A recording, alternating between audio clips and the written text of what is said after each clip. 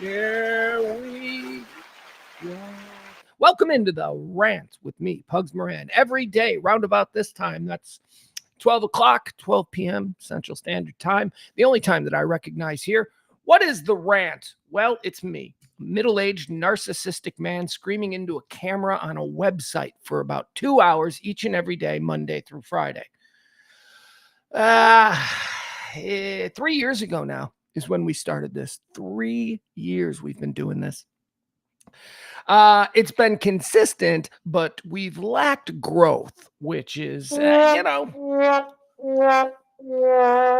a recipe for disappointment for everyone involved, if you ask me. But we're still grinding it out. We're still here. We do this every day. I wake up with the same vigor and vim. What is vim? Vim and vigor, right? That's an old-timey phrase. I wake up every morning. I look at all the day's news, the hot topics, the current events, what's trending. What does it look like people are buzzing about in the world, whether it be on the internet or, I don't know, just things I observe while walking my dog every day at 7:45 a.m. I put all that together and I create this stream at 12. It's called The Rant. And as I say, we do it every Monday through Friday at 12 p.m. The goal is for anyone who happens to check us out. At the end of these 2 hours, you're going to know everything you need to know about today.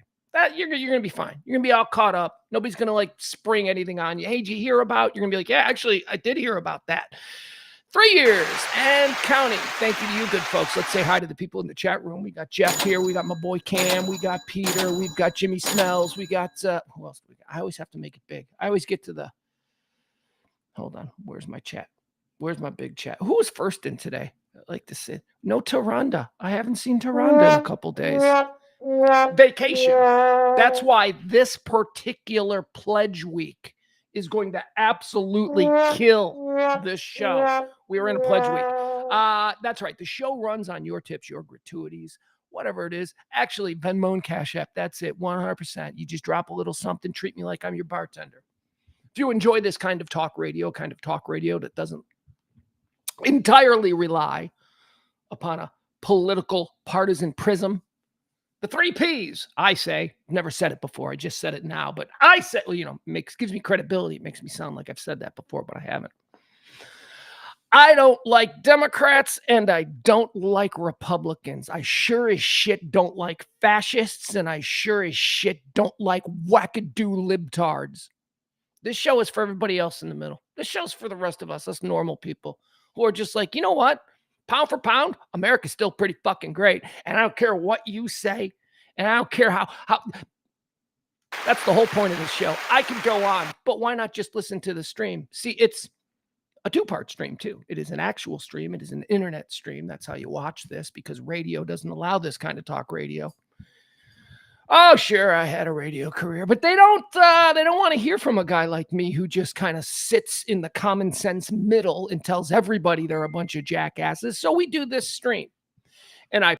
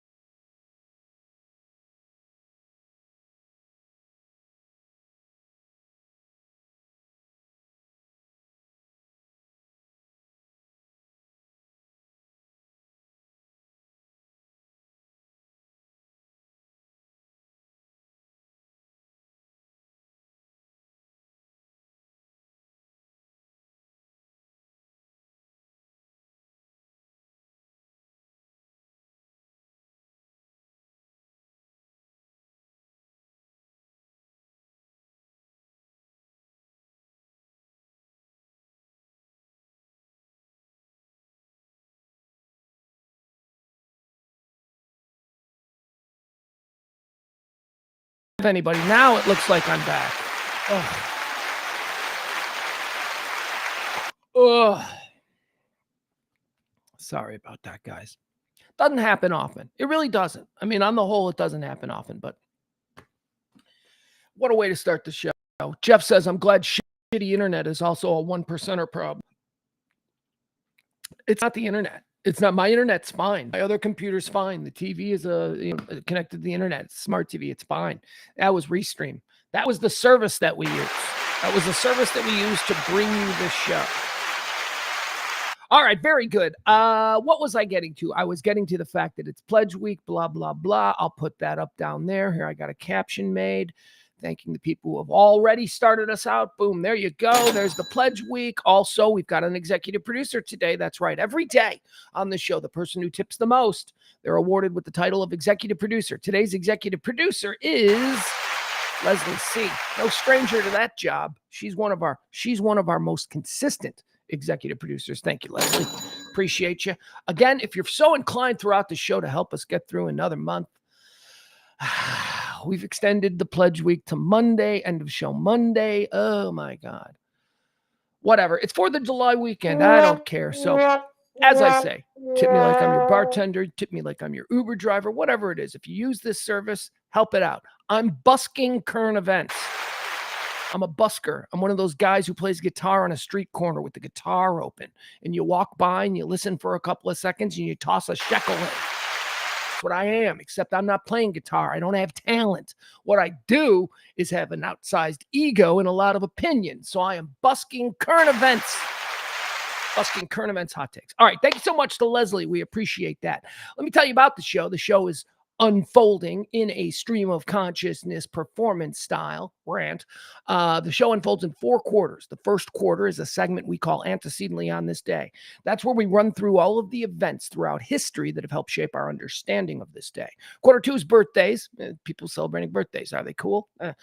Quarter 3, deads. These are the people who died. These are the people who died. Shout out Jim Carroll. We go through people who died on this day, and we decide they go to heaven or hell. We talk about them. We're like, okay, so this person, was he a dick? Did he go to hell, or was he cool? Do you think he went to heaven? I don't know. A lot of people are complicated. That's a fun segment. Quarter 3. Quarter 4 is the hot topics, the current events, everything that's happening today. That's where I really turn the rant up. It's where I might throw some F-bombs. I don't know. I get ramped up. People seem to like when I get salty. I don't know. We'll get the show started. Let me say hi to the chat room. Who's there? I'm feeling a little bit weird today. Can you tell? I got to be honest with you. I feel like I'm coming down with something. And it's not allergies. I tell you every day, I treat you folks like you're my therapist. I talk about everything that's going on in my life throughout the course of the daily performance of the Stream of Consciousness rant. This ain't like allergies. This isn't, I'm fine with my allergies. I feel sick. I feel like I'm starting to get a little bit weak. Like tomorrow at this time, I'll have a full-blown fever. Why not? 4th of July. Why not ruin 4th of July for everybody by me being sick? All right, but I'm not sick yet, right? I just feel a little bit odd, but that's okay. We will muddle through. We'll see how this develops. Peter says I sing well. Do I sing well? I do think I sing well. I do think my son thinks I sing well. I used to lullaby my son to sleep every night when he was a baby. Every night. We had a whole roster of songs that I used to sing to him. And he would go right to sleep. So soothed. It's why to this day I have the only 15-year-old probably in Texas who knows every single word to the Bruce Springsteen song, Thunder Road. He does. He knows Thunder Road because that was his lullaby when he was a little kid. What else do I have to say? I'm trying to think. Is there anything else that I want to mention before we get started? Because we're about to get started. Make no mistake there. As soon as I can. Oh, God. Now I got to refresh this.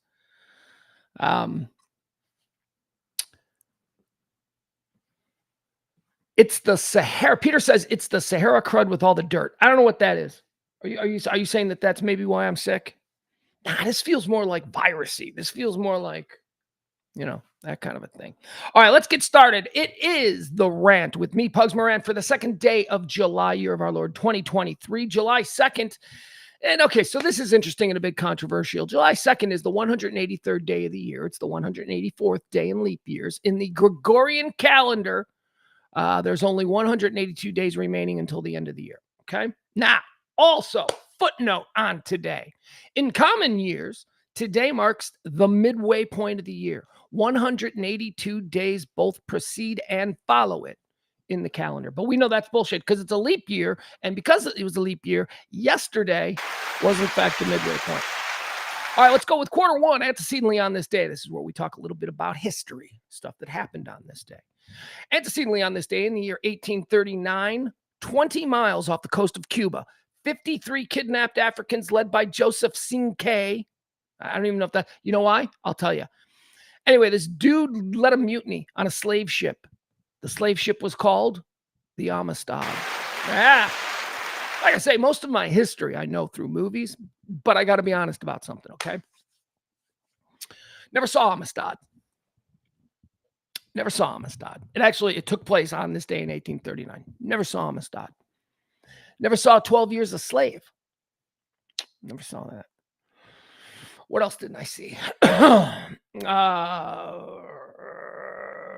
Precious, right? Extreme poverty. I didn't see Precious. I also didn't see Schindler's List. Here's the deal with me, okay? I don't see movies that just mine horrible human tragedy for entertainment dollars at the box office. I mean, I don't really have a principled problem with, Hollywood making movies about these historical events that are incredibly sad and really troubling to anybody with a conscience who watches any of them. I don't have a real issue with that. My issue is that I don't need it. I don't need that in my life. You think I need to sit and watch Amistad and see what these people went through? No, I'm sorry. I understand. I'm plugged into my world. Okay. I understand what slavery was and how horrible it was. I don't need to see it on the big screen. The exception to this is if you're 12. Okay. If you're 12, maybe you should see Schindler's List. Maybe you should. If you're 12, maybe you should see Amistad or 12 Years a Slave. I don't need that as an adult. I understand what happened. It was awful. I don't need to sit in a theater and have me feel super depressed for like 2 hours and God knows how long after thinking about man's inhumanity to man. So yeah, I don't see those kinds of movies. But I do think it's okay if you're like 12 to see those kinds of movies. Here's why. When I was like 12, I saw those kinds of movies and they affected me and I really appreciated watching them. I talked a couple of days ago about the incredible, everything that I know about the Holocaust and what occurred to the Jewish people. Everything that I know, the baseline for that is an NBC miniseries from the 1970s called Holocaust, which starred Fritz Weaver, James Woods, Meryl Streep. It was excellent. See, back in the 70s, made-for-TV movies were oftentimes as good as TV movies. They oftentimes were not, but other times they were. So I know about that from Holocaust. Slavery and all that stuff. Go ahead, dog. Just sit wherever you want. Just go ahead and kick the camera. You're good. Damn dog. Everything I know about slavery was because of Roots. I didn't love Roots, but as a kid, I was enthralled by Roots. But again, I was a little kid. This was the baseline introduction of this stuff. I was shocked. So that's why I think seeing these kinds of movies are perfectly appropriate, and I would encourage young people to. But if you're an oldster like me and you've seen it all, we're fully aware. I don't need this anymore. I'm a man in my 50s. I totally get that people are really cruel to one another. And throughout history, there are all kinds of different events that we could probably make movies of, but let's not, huh? Let's not. Antecedently on this day in 1839, the events of Amistad took place. Antecedently on this day in 1881, Charles J. Guiteau. I mentioned this. I don't know that name. I don't even know that I'm saying that name right. Oh my God, there's a couple of super hot Highland Park moms speed walking right now. They're wearing like little tennis skirts. Am I a creeper for looking out the window? No, what I am is a heterosexual middle-aged single man. Sorry. I know there's no place in society for me anymore, but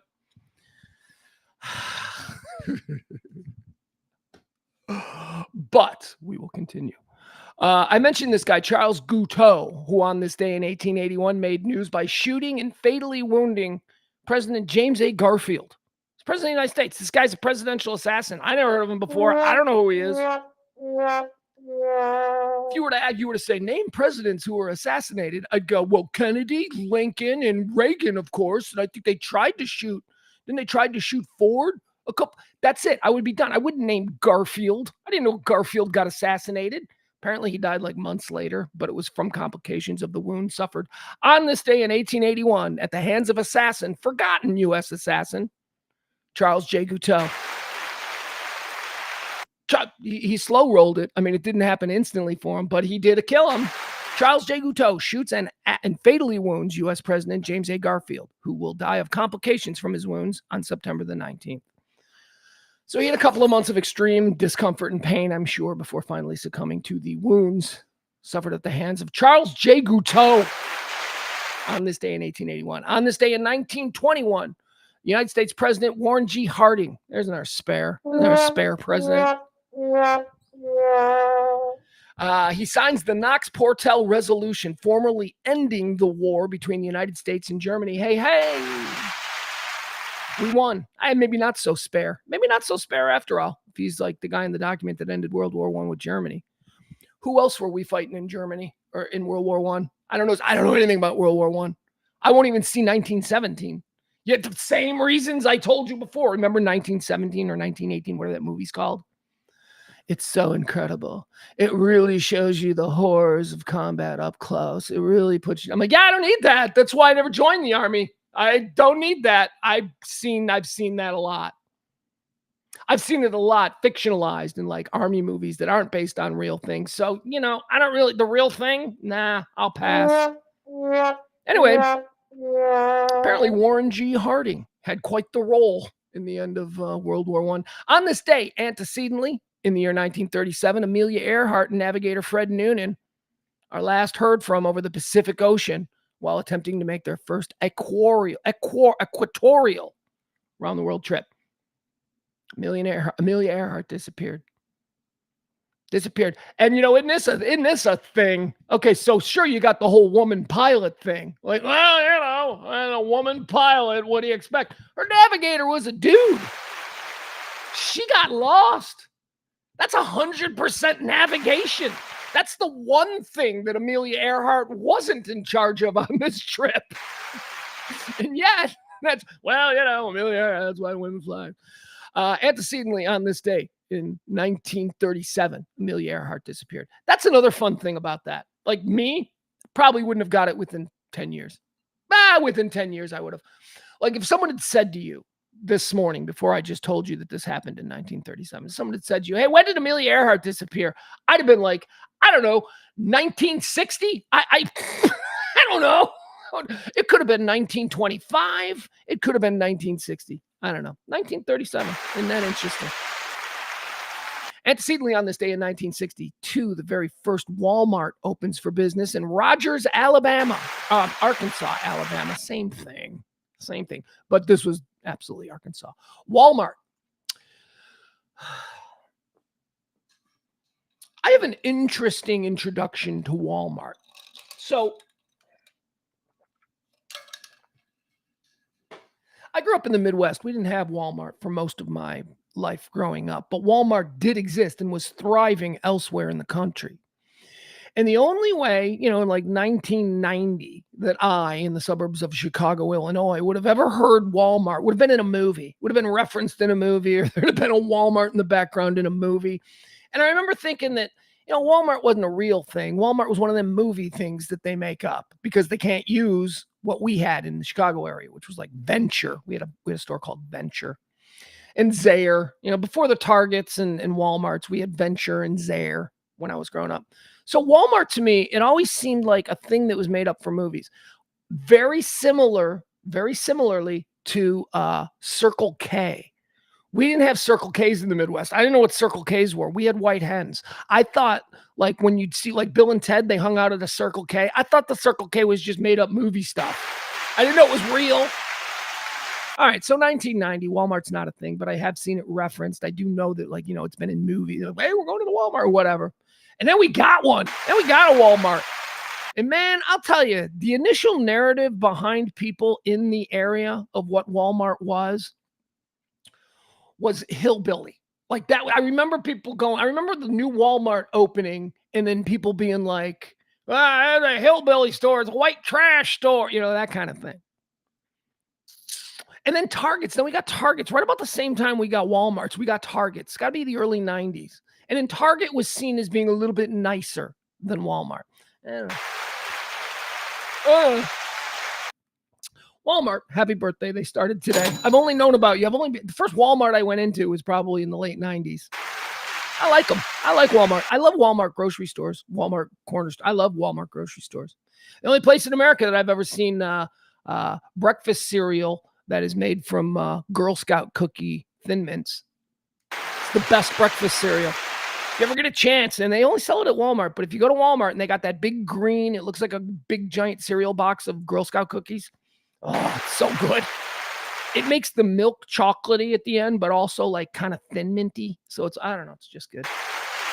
On this day in 1962, the very first Walmart. On this day in 2005, the Live 8 benefit concert takes place in South Africa. More than 1,000 musicians performed and are broadcast on 182 television networks and 2,000 radio networks. Live 8. I didn't click on this. I didn't click on the link because I was more fascinated by the idea that I think I've heard of Live 8, but I have no idea, no recollection of what this was. And this was just 2005, 19 years ago. See, you can tell I'm old because I'm like, it was just 19 years ago. Meanwhile, my kid would be like, that was during Vietnam, wasn't it? No, wasn't that long ago. Let's see here. Peter says that is the name of the convenience store, and I'm pretty sure they spell it that way. You talk about Circle K? Oh, yeah, Circle K is real. I'm just telling you, like when I was a dumb kid, because I didn't have it, because I only saw the world and believed the world that was in front of my own eyes. So because I didn't have any Walmarts or Circle Ks, whenever I saw them referenced in a movie, they didn't really exist because I couldn't go to one. That's how kids think. But yeah, no, I know. Circle K's and Walmart's very real.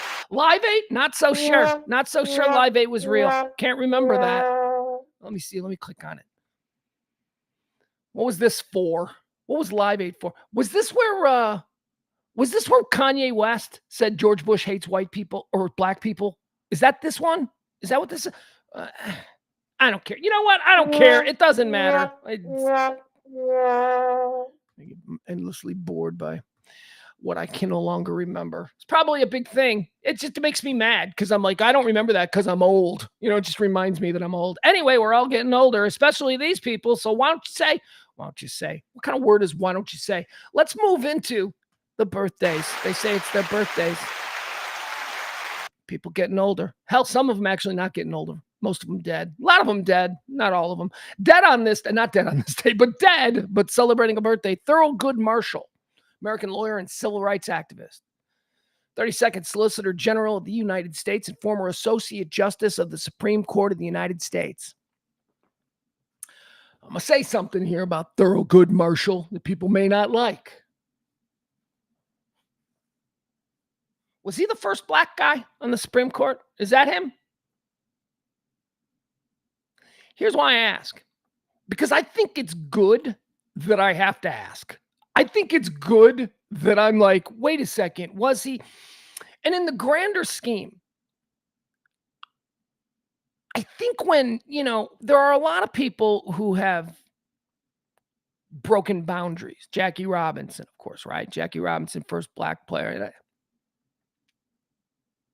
Thurgood Marshall, first Supreme Court justice of on the United States Supreme Court. Saying that, like continually saying that, like still talking about Jackie Robinson as if his greatest accomplishment was being the guy who broke the color barrier. It's a bit patronizing to me. He was more than that. And we've got a lot of African non-white, let's call it non-white, because we've got Sotomayors and Kagans and all this. I don't know what Kagan is. We've non-whites on the Supreme Court is a normal thing now. So me not knowing, not that information being front. So like I know more about Thurgood Marshall than the fact of whether or not he was the first. I think that's good. And I think that it's those kind of things. It's the people who want to keep that. He's the first. Because you see, before him, they didn't because back then we were all bad. See, I think that's sort of part of the ingredient. It pisses so many people off about this stuff. Because I kind of get that. Because it's like, let's stop with the Jackie Robinson is amazing because he's the first black guy to play. No, Jackie Robinson's amazing because he's a 5-tool player who reinvented the game, the way he played. Certainly the way he ran the base paths. Okay. So maybe the world, in the world when we don't even notice that he was black. And isn't that what we're all trying to get to? When we consistent, the first black this, the first black that. And it doesn't bother me other than the fact I think that in a lot of these cases, you're overlooking the actual contribution that these individuals have made. Barack Obama, the first black president, that's his thing. There are a lot of people out there, just saying, don't get mad at me. There are a lot of people out there who think he did a shit ton of really good things. And there's a lot of people out there who would just as equally rather refer to him as the worst president in history and just forget about the whole first black guy. Being first is an accomplishment, but shouldn't it only be an accomplishment for the first couple of years before it becomes normalized? It feels patronizing to me. It feels unnecessary. I don't know. Anyway, Thurgood Marshall, born on this day in 1908.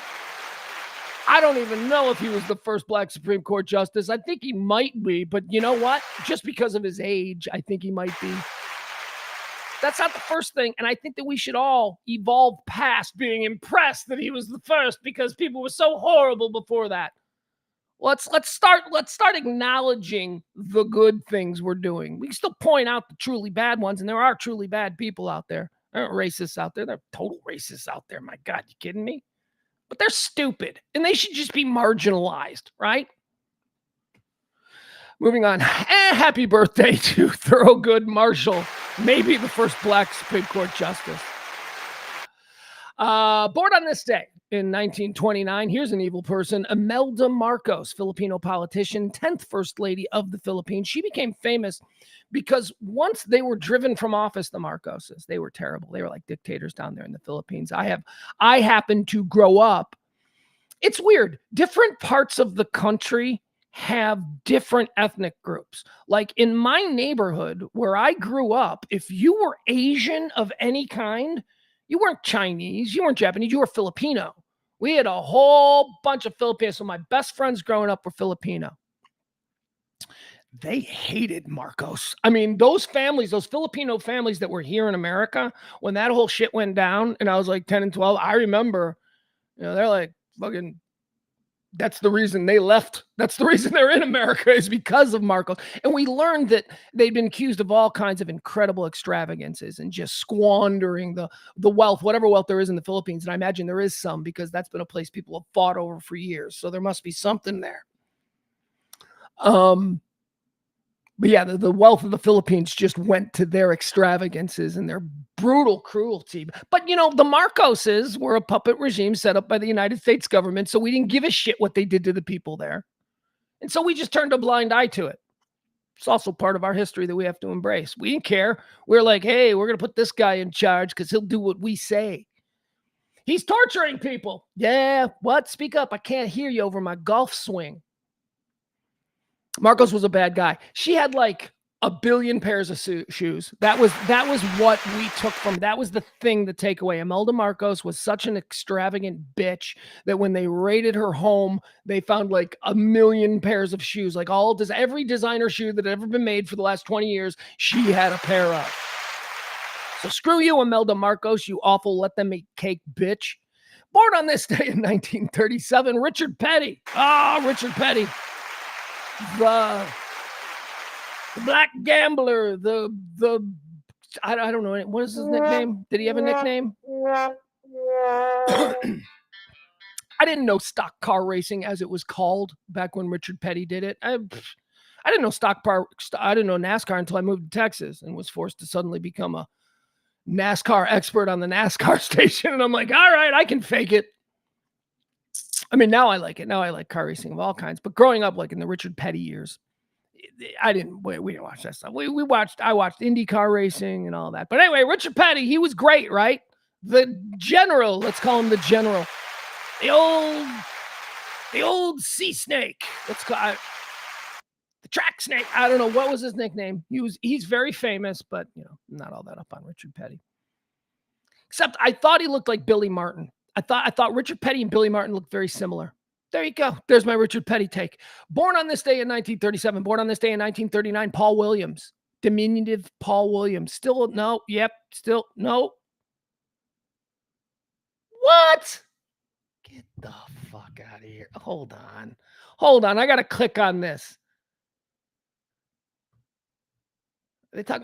Oh, that's why. It's a different Paul Williams. I thought we were talking about little Paul Williams from Smokey and the Bandit, the guy who inexplicably was super famous in the 1970s and was everywhere, ubiquitous in culture.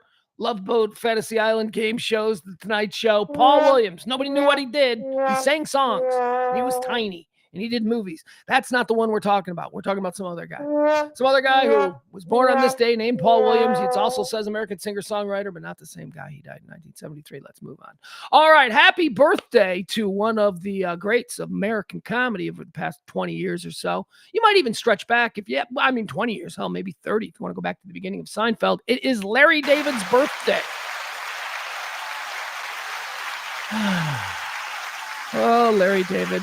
Larry David is funny. He is funny. Here's what's interesting about Larry David to me. So I've known Larry David 50 years. Going back 50 years, probably more than 50 years. No, 50 years. Maybe 50 years? 40 years. Over 40 years. Look at me. It's getting sooner. I just realized who he was last week. No, that's not true. Larry David, for me, I was first introduced to him back in the 1970s, maybe early 80s. I think it was 79, 80, 81, something like that. Oh, here we go. This is from 1981. So there we go. This is pretty good. So I first became aware of Larry David on a show called Fridays. Do you guys remember Fridays? Fridays. I was too young to really recognize what an insult that show was, but it was a thing. Fridays was ABC Television's answer to the incredible blockbuster success of Saturday Night Live. So NBC had Saturday Night Live on Saturday. And after a couple of years, ABC said, let's just rip that off. And so they did a show live on Fridays called Fridays. And it had a pretty great cast. I mean, there were a lot of people on there that when I would go on to do some nothing. Actually, now that I think about it, aside from Larry David, and that was the first place that I ever saw Larry David, was as a cast member, one of the ABC version of the Not Ready for Primetime Players. He was a cast member on the show Fridays. Incidentally, and interestingly enough, so was Michael Richards. So that's where Michael Richards, Larry David, co-creator of Seinfeld, and Michael Richards, Kramer from Seinfeld, originally had their start. I want to show you a scene from Fridays. I have not seen the television show Fridays in years and years, but Larry David, I thought, why not show how I first became aware of who Larry David was? And I wasn't particularly impressed. Didn't like Larry David. Larry David was not a guy that stood out to me on Fridays. He was just a spare. You know who did? You know who was the star? Michael Richards. Michael Richards, who would go on to be Kramer. He was the funniest thing on Fridays. That dude was hysterical, even back then.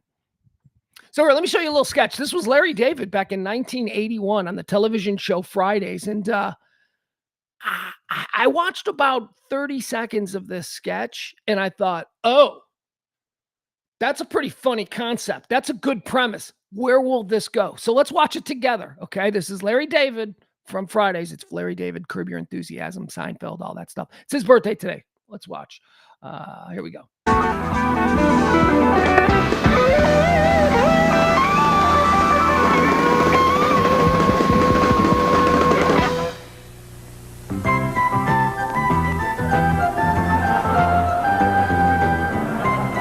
Good evening. I'm David Fisher, and welcome to Famous People Who Have Jewish Names but aren't Jewish. Larry David, that's a pretty good concept, I think, for a joke. That's a pretty good concept for a sketch. If you were in a sketch room pitching ideas and you said, let's do a talk show where we interview people with Jewish names who are not Jewish, I think that is a funny concept. Let's see how they execute it. By the way, look at Larry David here. Full head of hair. Tell where he's going bald.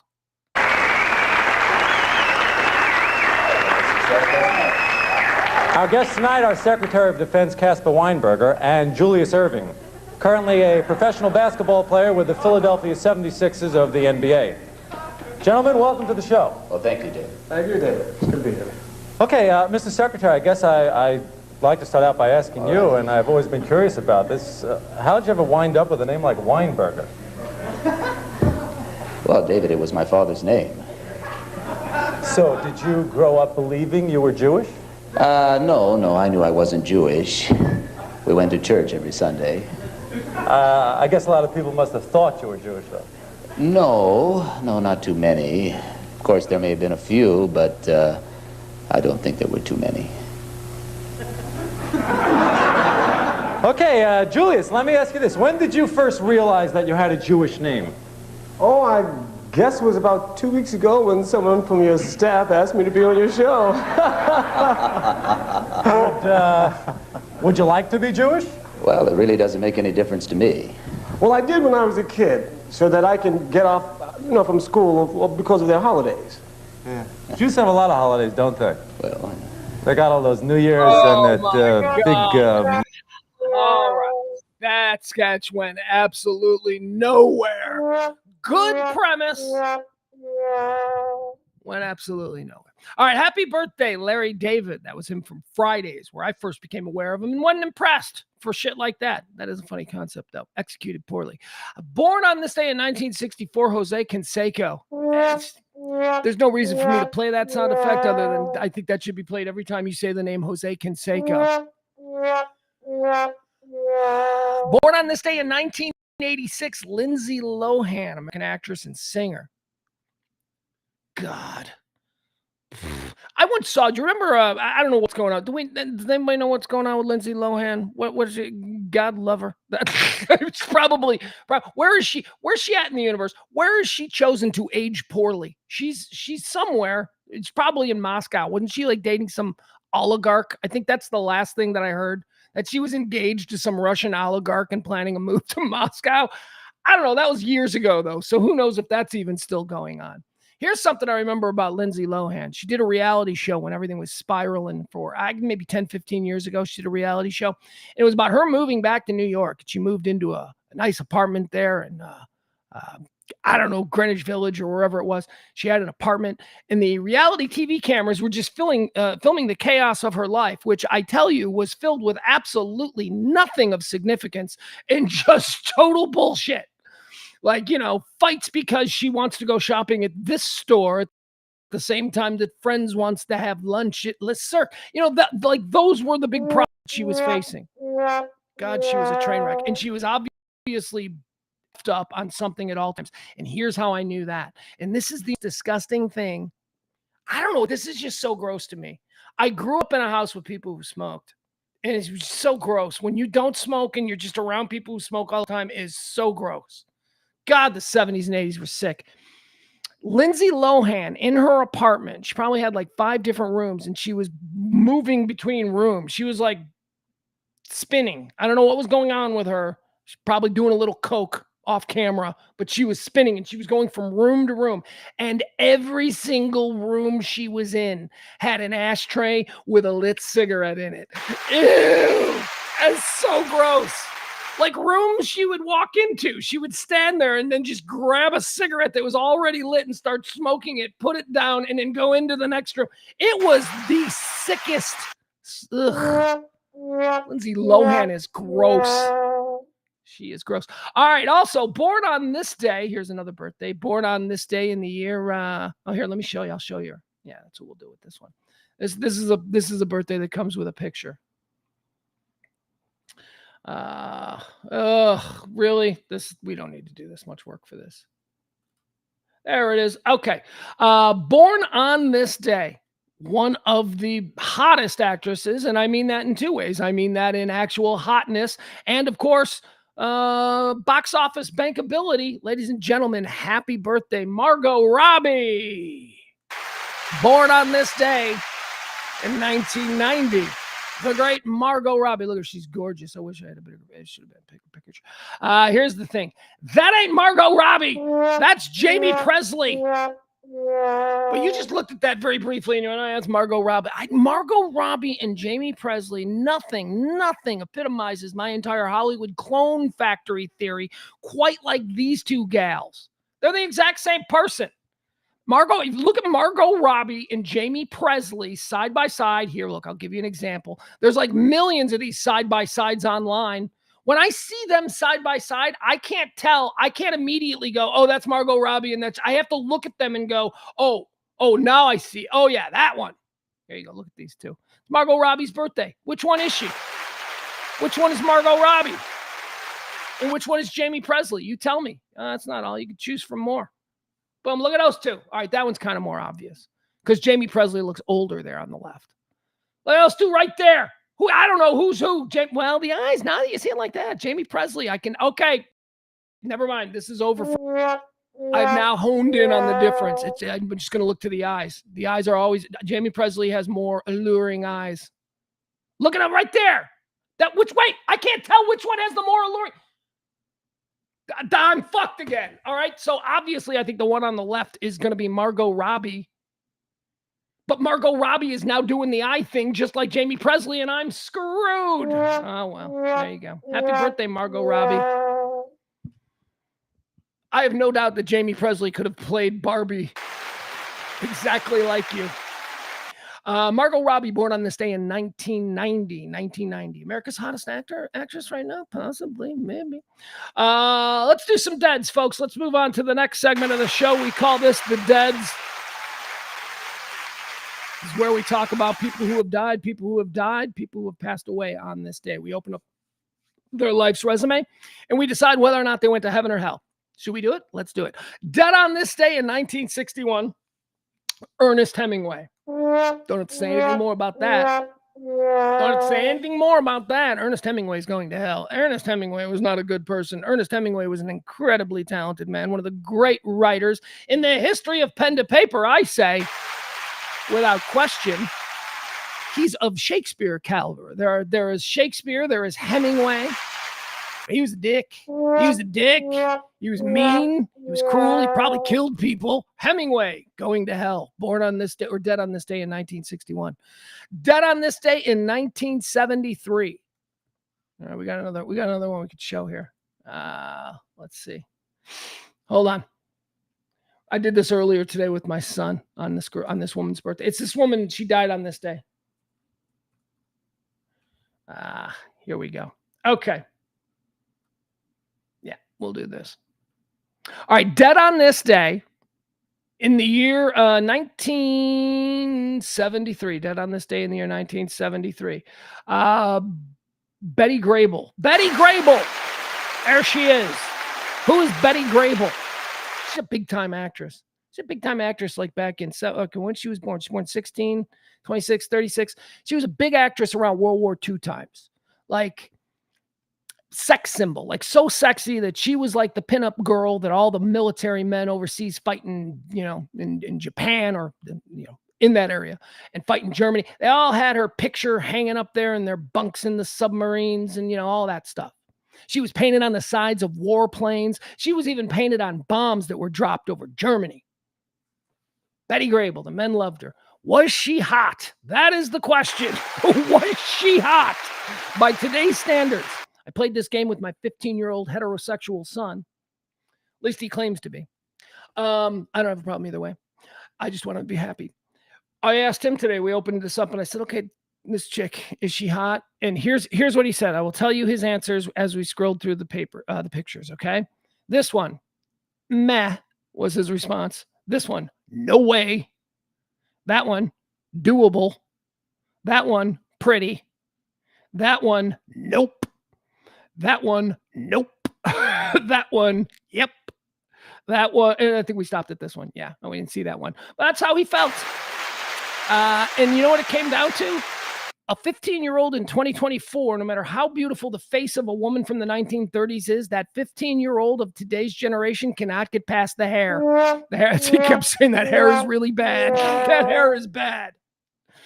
Yeah, there you go. Anyway, Betty Grable, we have to consider her because she was an actress. And, we have some pre-existing rules about who gets into heaven or hell. And one of them is that no actress ever gets into heaven.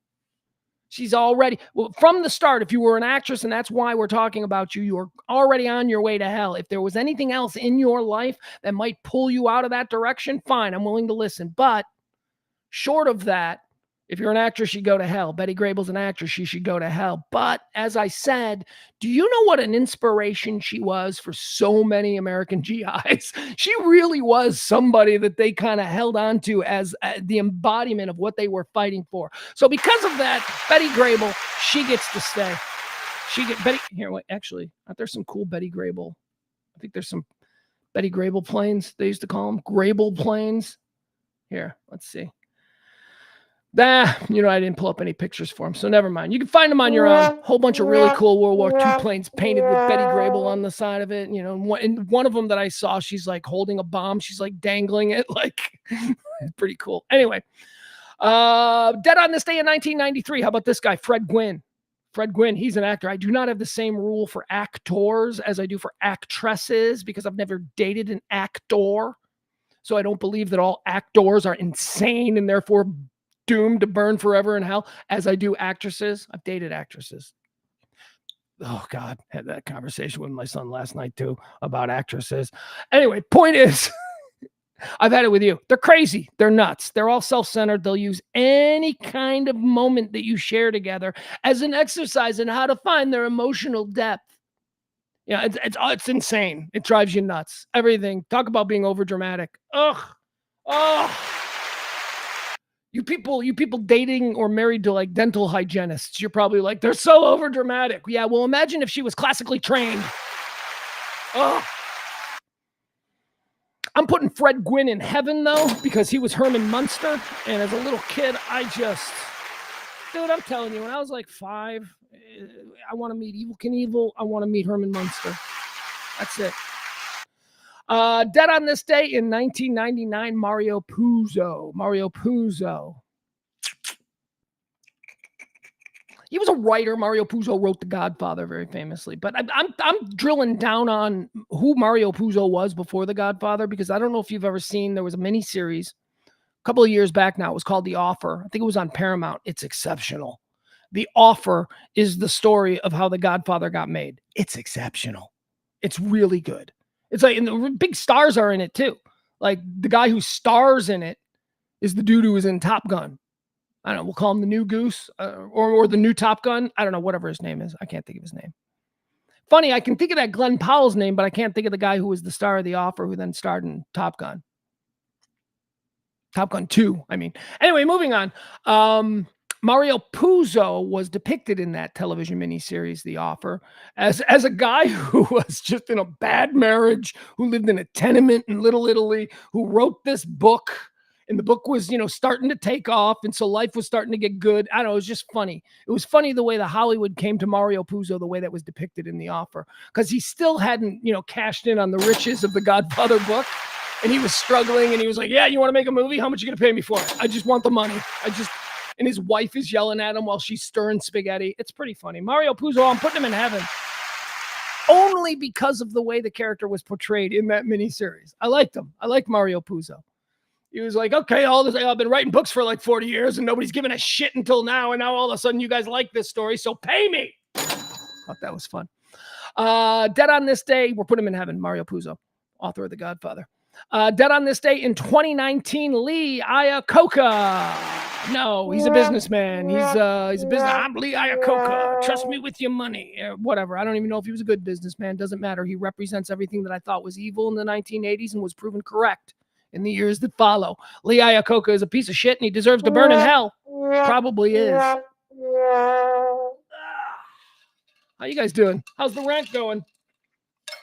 4:15. It's time for us to get into all of the event. Trying to reach. Make him move this forward. There you go. Time to get into 4:15, which is all of the events that are help shaping today. What is going on today? Once again, I'd like to remind you all that our executive producer on today's show is the lovely and talented Leslie C. Appreciate you. She was big tipper of yesterday. That's awesome. That's something we count on. So I appreciate that. Direct your attention down below. You will see the scroll. We are in the middle of Pledge Week. So if you can help the show out in any way, shape, or form, that would be great. We've got an insurmountable amount yet again. And it's a bad holiday week and everybody's on vacation. So not a lot of hope for the future, but hey, we'll see. We'll see how it goes. I hate being like that. I don't want to be like that. Moving on. Quarter four. Let's talk about all of the things that are happening in the world today. First and foremost, let's talk quickly about the weather. Okay. It's hot. There you go. We do this show from North Texas, Highland Park, Texas. It is currently, let's see what we're looking at. 97 degrees. Okay. Currently 97. We can work with that. It's probably going to go up to 104 or something. I think my car at some point, which is, I swear to God, my car is like possessed by the soul of a struggling actress. My car is so dramatic. My car said that it was 115 degrees yesterday. I get in my car and I start it up and the temperature comes on and it says it's 115. And I'm like, no, it's not. Stop it, you bitch. I don't know why my car does that. It's always like in the beginning, it's always like, and then it comes down. But I think it was legitimately, I think when it finally settled and came down, it was like 103 or something at some point. So we're already over 100. That sucks. Okay, that sucks for us. Let's turn our attention to some other people, like most notably the people in Jamaica. I don't know if it's already happened or if it's about to happen, but the people in Jamaica and those of you who are not listening to the High Noon Rant because you thought this was a good time of year to go visit Jamaica, you are about to get walloped. Hurricane Beryl. We talked about Beryl yesterday that developed from a tropical storm to a Category 4 hurricane in 12 hours because of exceptionally warm waters in the Caribbean, okay? This is the earliest Category 4 that they have ever seen. They've never seen a Category 4 of this strength and waters this warm, moving this quickly, this early in the year. Never before July 1st. And that's the Rubicon that was crossed yesterday when Hurricane Beryl out of nowhere blasted and exploded from a tropical storm to a Category 4 hurricane. This happened off the coast of Venezuela, Turks and Caicos, some of these stupid islands that we've never heard of before. They got absolutely walloped, but it ain't over, folks. The expectation was that Beryl was going to drop down, that the waters were going to cool and they would, obviously drop down. That didn't happen. Beryl is now a Category 5. It is now a Category 5 and it is heading for Jamaica. Or it's already hit Jamaica. Hold on. Let me see here. Let me see what the latest is. You know what we should do here? Let's look at it. This is how we'll do it. We don't need to rely on, here. EUROPE. There you go. Okay, we don't need. Let's just look. Let's see if we can see it on the Google Maps. We'll see where Beryl is. My son and I were watching it yesterday on the Google Maps. Oh, there it is. Holy crap! Yeah, that thing's pretty banging. All right, here. Let's look at it. Here's where it is right now. Boop. All right.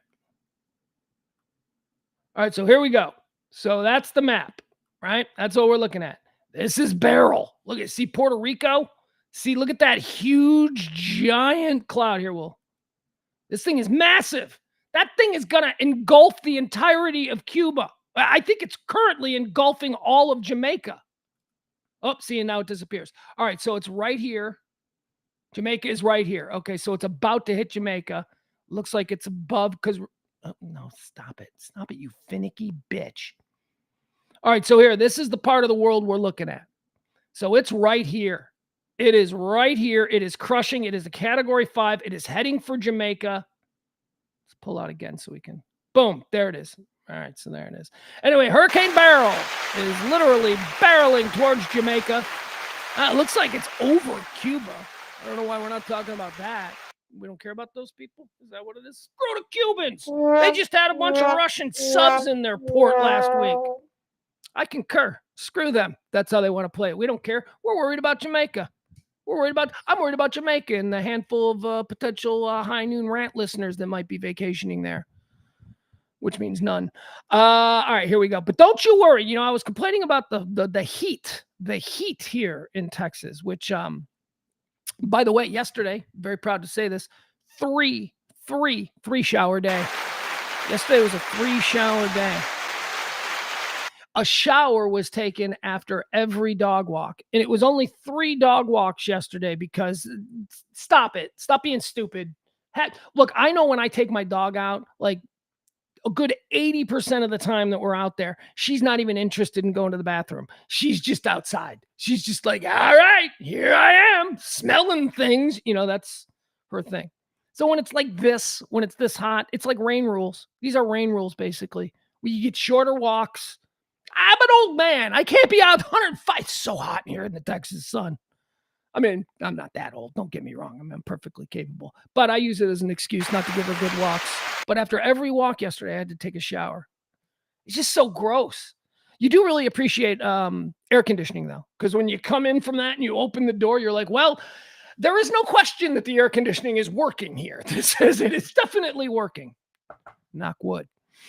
Heat is really bad. And it was really bad last year. And it was really bad, not just here in Texas, but all over the country. There were heat records set everywhere.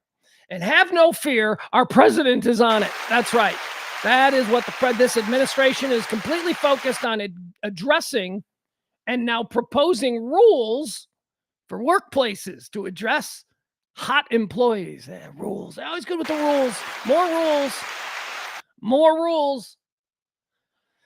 The Biden administration proposed a new rule on Tuesday afternoon, address excessive heat in the workplace, as tens of millions of people in the U.S. are under heat advisories due to blistering temperatures.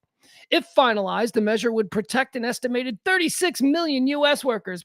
They're protecting us. We need to be protected. I love being protected. Do something else. Prove that you can. You know what? Do some interviews. You need to stop with this. We're more concerned about whether or not you can actually be president. Like we're living this weekended Biden's thing where, you died months ago and they're just propping you. We need to see more of you. And this stuff is just stupid. Nobody cares about this. This is dumb. It's just more rules. Really, you're making more rules for people. This is why small business gets so mad. And I can tell you, look, I am not one of these. I do understand the complaint about small business when it comes to like the Biden administration, because trust me, as an entrepreneur, there have been so many ideas that you just simply can't do because there are nonsense and unnecessary regulations in place. I don't know why, but that's just the way it is. And now there's going to be rules. There's going to be rules about heat. If finalized, the measure would protect an estimated 36 million U.S. workers from injuries related to heat exposure on the job. What do you mean it's going to protect them from it? What does that mean? I mean, some people just have to work, okay? The weather is bad, and sometimes some people have to work on road crews. I don't know why. Here's the thing I got really pissed off about yesterday. I was going to a new studio that we're working on. Well, not a new studio. It's E-Studio. We were heading over to the design district, and I had to take Oaklawn Avenue from Highland Park. And Oaklawn Avenue at 4 o'clock in the afternoon, Oaklawn and Maple. Right there. I don't know if you know where Revachon Park is or Scottish Rites Hospital. Right there. They had the intersection at 4 o'clock in the afternoon torn up and probably 50 construction workers standing there in the blistering heat. Not only, putting themselves at risk, the blistering heat, but also unnecessarily creating the most absurd traffic jam at 4 o'clock in the afternoon. It should only take me 10 minutes to get there. It took me 45 minutes to get there yesterday because of this construction that they decided to do on Monday, and when it's 104 degrees. Now I ask you, instead of President Biden having to make rules about how these guys get hose breaks or whatever the hell this thing is about, why aren't these people doing this at 2 o'clock in the morning? Why aren't they doing it when, one, it's significantly less hot and you're not at risk of injuring yourself because of direct contact with the sun? And oh yeah, here's the other thing. There ain't nobody on the roads. They're not going to cause any problems. Do you know, if you want to get into the environmental aspects of it, do you know how much smog is created by the traffic jams because they have to do the road construction at 4 o'clock?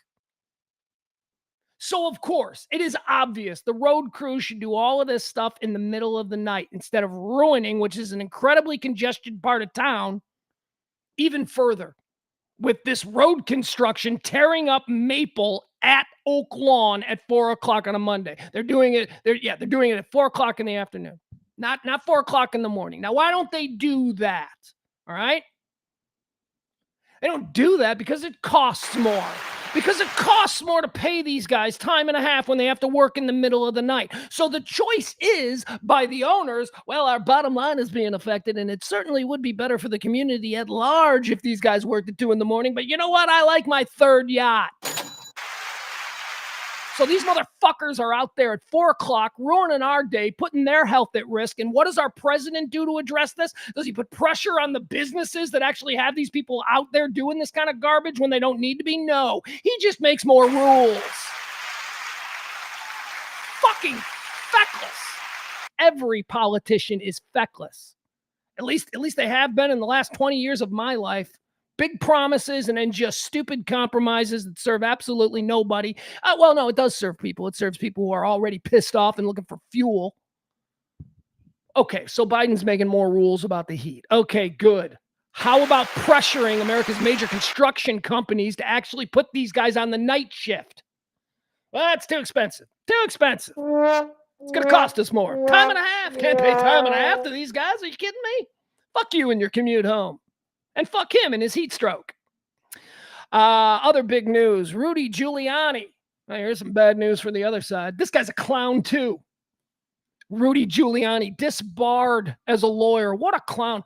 You know, I talk about the great falls from grace. There have been a number of incredibly shocking falls from grace in our lifetime. I mean, Bill Cosby. Bill friggin' Cosby went from America's dad to a date rapist creeper. That is a fall from grace. O.J. Simpson. O.J. Simpson went from America's black friend in the 1970s to a double murderer. That's a fall from grace. Lance Armstrong went from a hero of epic proportions here in the United States to an absolute punchline of a cheater and fraud. That's a fall from grace. Rudy Giuliani. Rudy Giuliani, from America's mayor to just the cavalcade of dick-tripping nonsense that this guy has been at the center of over the past, 7, 8 years. What a clown Rudy Giuliani is. Rudy Giuliani is absolute proof to us that the cult of political partisanship can prop up anybody. Rudy Giuliani was apparently never a serious man. Rudy Giuliani was apparently always a fucking fraud, a guy who was playing a role. Okay, so it's time now for me to be the serious. He was a joke. He's always a joke. We can see him now. He has no credibility. He has zero ethics. Ugh. And now the Supreme Court of the state of New York has said, you know what, dude, you're not a lawyer anymore because, and I quote, you have no ethics. And that was it. Ethics. They used the word ethics. He's a completely unprincipled fool, old man fool. Look no further than Borat 2 when he goes off in the room with that actress, Maria Bakalova. The actress Maria Bakalova, remember she played Borat's daughter who seduced Rudy Giuliani. The real Rudy Giuliani. She was playing the role of like a Kazakhstani reporter looking to interview Rudy Giuliani. So he met her. He's like, yeah, we'll do that interview. And Rudy Giuliani shows up for the interview with her in a hotel room, and she immediately makes it known that she wants to fuck him. And Rudy Giuliani goes into a room with her, and they got it all on camera, and he's undoing his pants. This guy's a clown. He's a clown. By the way, that's a future Oscar-winning actress right there. That Maria Bakalova, she's supposed to be she was incredible. She was incredible in that role. But we didn't give her credit for it. At least I didn't, because I kind of, in a way, I just kind of thought, oh, she's really from there. She's really a weird. I mean, I didn't think that, but I didn't. But now I recognize that was an incredible performance from that actress. And now she's a real actress. They're saying that she is incredible as Ivana Trump in that new Roy Cohn, Donald Trump movie, The Apprentice. She's supposed to be great in that. So she's good. Rudy's been disbarred. What a joke. What another kick to the American soul, right? Just another disappointment. This is what happens when we elevate people to the status of American heroes. America's mayor. Oh, he's the greatest. And then he just turns out to be an absolute fool. Just an old, silly fool in it for himself at this point. He's doing the old man cash grab. That's the decision that he made. And it didn't work out well for him because he is a joke. Nobody takes him seriously. I don't even think Trump takes him seriously anymore. Trump used him for everything he was good for. Trump used up all the goodwill that the American population had for Rudy Giuliani and then just went, Rudy's a dork. Own goals. I said Dick tripping earlier. That's not. Rudy Giuliani is an own goal guy. Like the Four Seasons press conference. You remember that? Ugh. All right, Rudy Giuliani, just go away, okay? You've now been banned. You can't even be a lawyer anymore. You're bankrupt. You're probably going to jail. That dude is in so much financial trouble right now. He's got nothing. He's going to die broke, penniless, and a punchline. There you go. Congratulations, Rudy.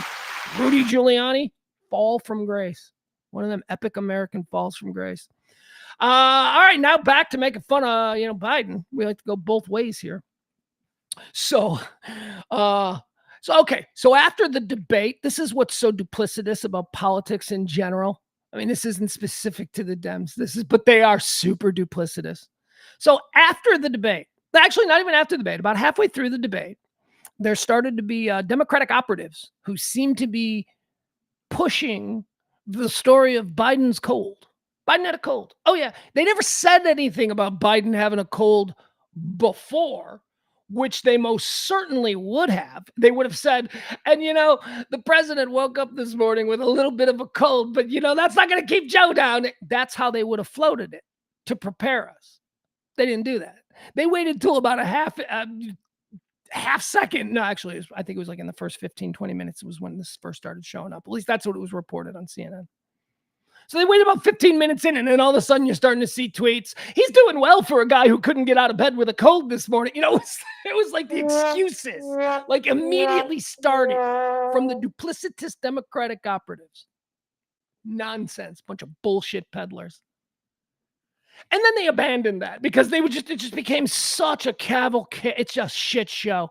And they abandoned that. And then they moved on from not even talking about that anymore. The cold went away very quickly. By the end of the debate, when people were doing post-show breakdowns, the cold wasn't even mentioned. It already moved on from that because the talking points at that point were, well, it's just one bad night. And, Barack Obama had a really bad night back. They went with that. That became the talking point. You started hearing that. Then within 24 hours, we wake up, let's say midday on Friday. By midday on Friday, it's becoming obvious that there are a lot of people who are important voices within that party, the Democratic Party, who are now whispering, we need to replace them, we need to replace them. So that story started the bubble. Now, at that point, a whole bunch of Democratic governors of state houses, Democrats, they issued a joint statement. This was on Friday. A joint statement saying that anybody can have a bad night. Joe Biden is our candidate. We will fight, and I will deliver the great state of Kansas or whatever to Joe Biden. That they were doing that. That was on Friday. After we all saw what we saw. Again, another example. We all saw what we saw. Okay? That's why I don't talk about January 6th, because some of you weren't looking at the same thing I was. Maybe now we can all say, we saw the debate. We know what we saw. So don't give us this bullshit about, that wasn't as bad as you're saying. No, it was. It was bad. It was real bad. So on Friday, the Democrat governors, they're all like, we've got his back. Because especially in this time of year when delegates, are starting to become something important, Democratic governors are incredibly important to the campaign. How important were Republican governors when Trump tried to, do the thing last time? They're very important. So the Democratic governors in unison on Friday going, that wasn't a thing. You didn't see what you saw. Don't believe your own eyes. Yeah, it's like you're reading 1984. That was the thing from 1984, that don't believe your eyes. Believe what we tell you.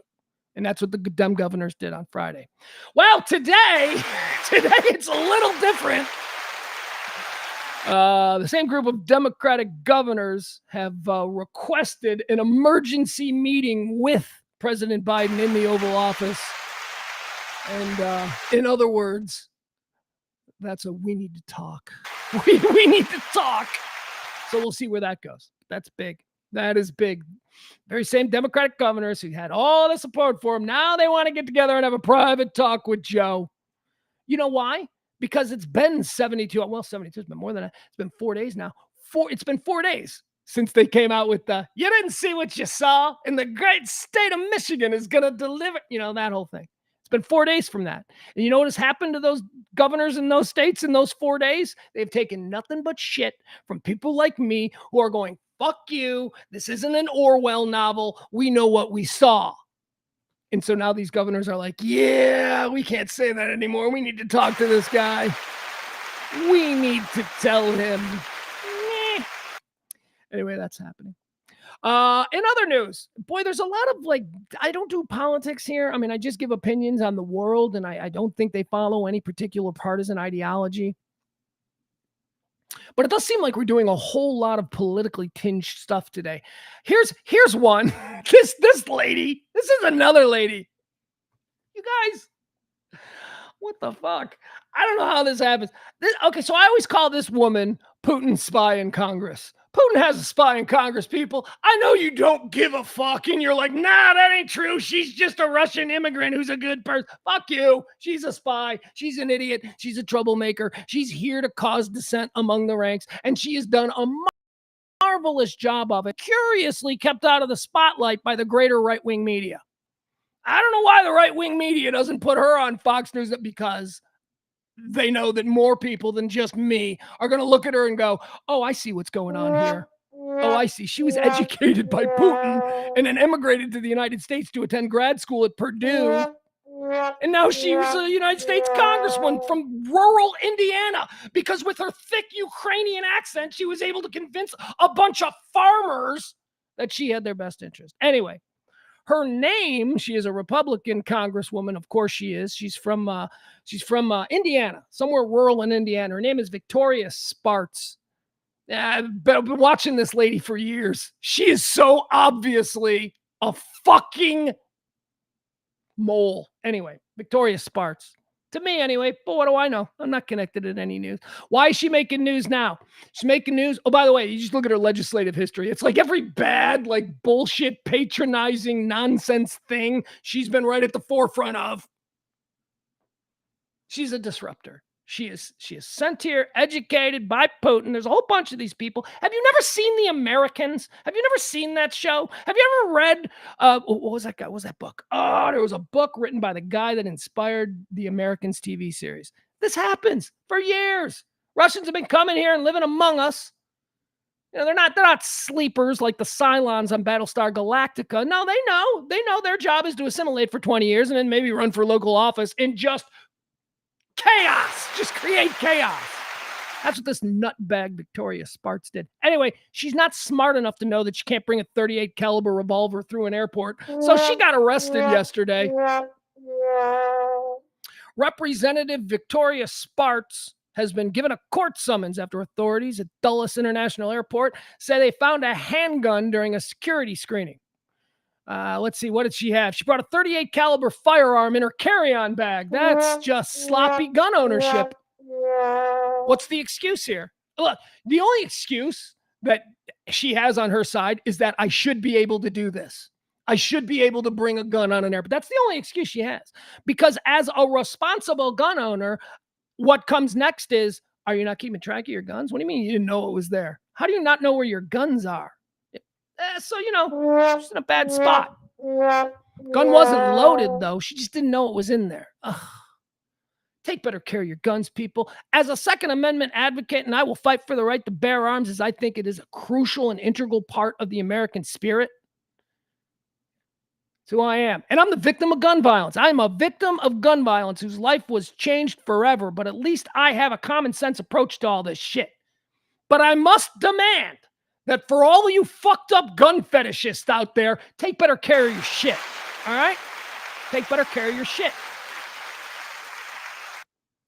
It's like you're the drunk drivers of gun owners. You people, you're the bad dog. You're the crazy pit bull owners of gun people. Take better care of your situation, man.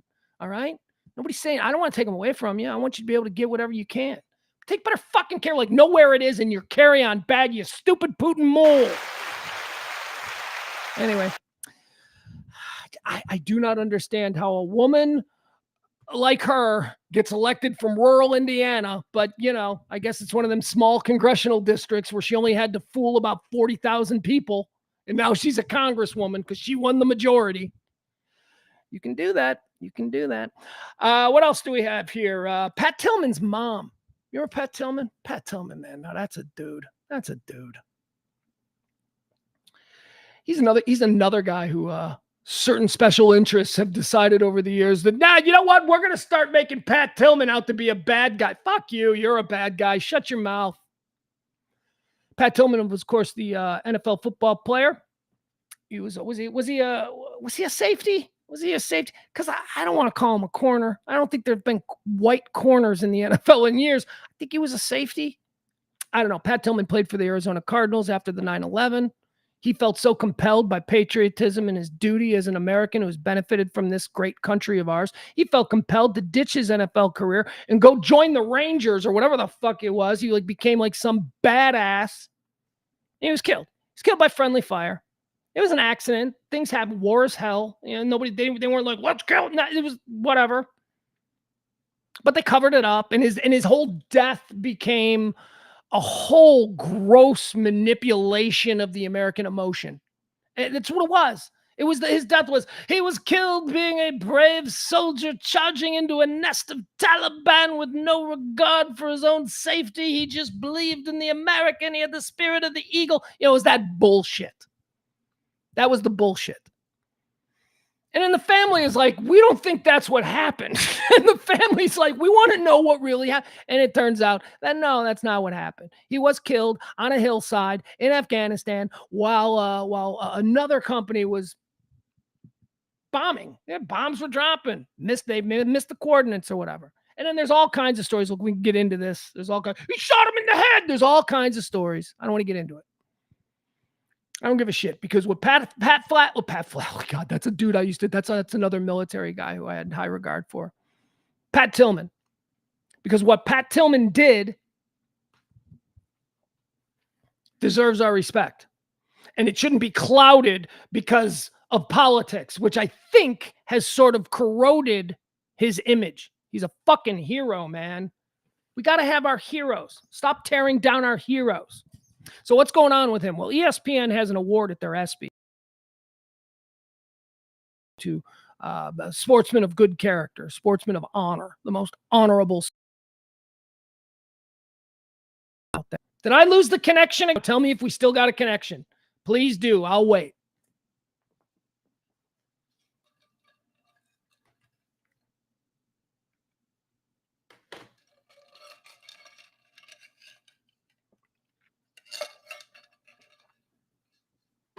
Oh, I hate this delay. This fucking delay kills me.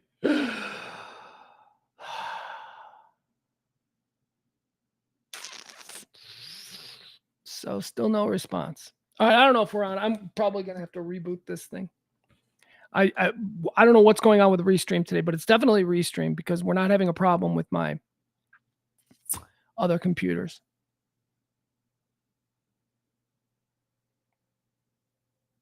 Spotty. Yeah, it can't be spotty. All right, we'll be right. Hold on. Can't be spotty.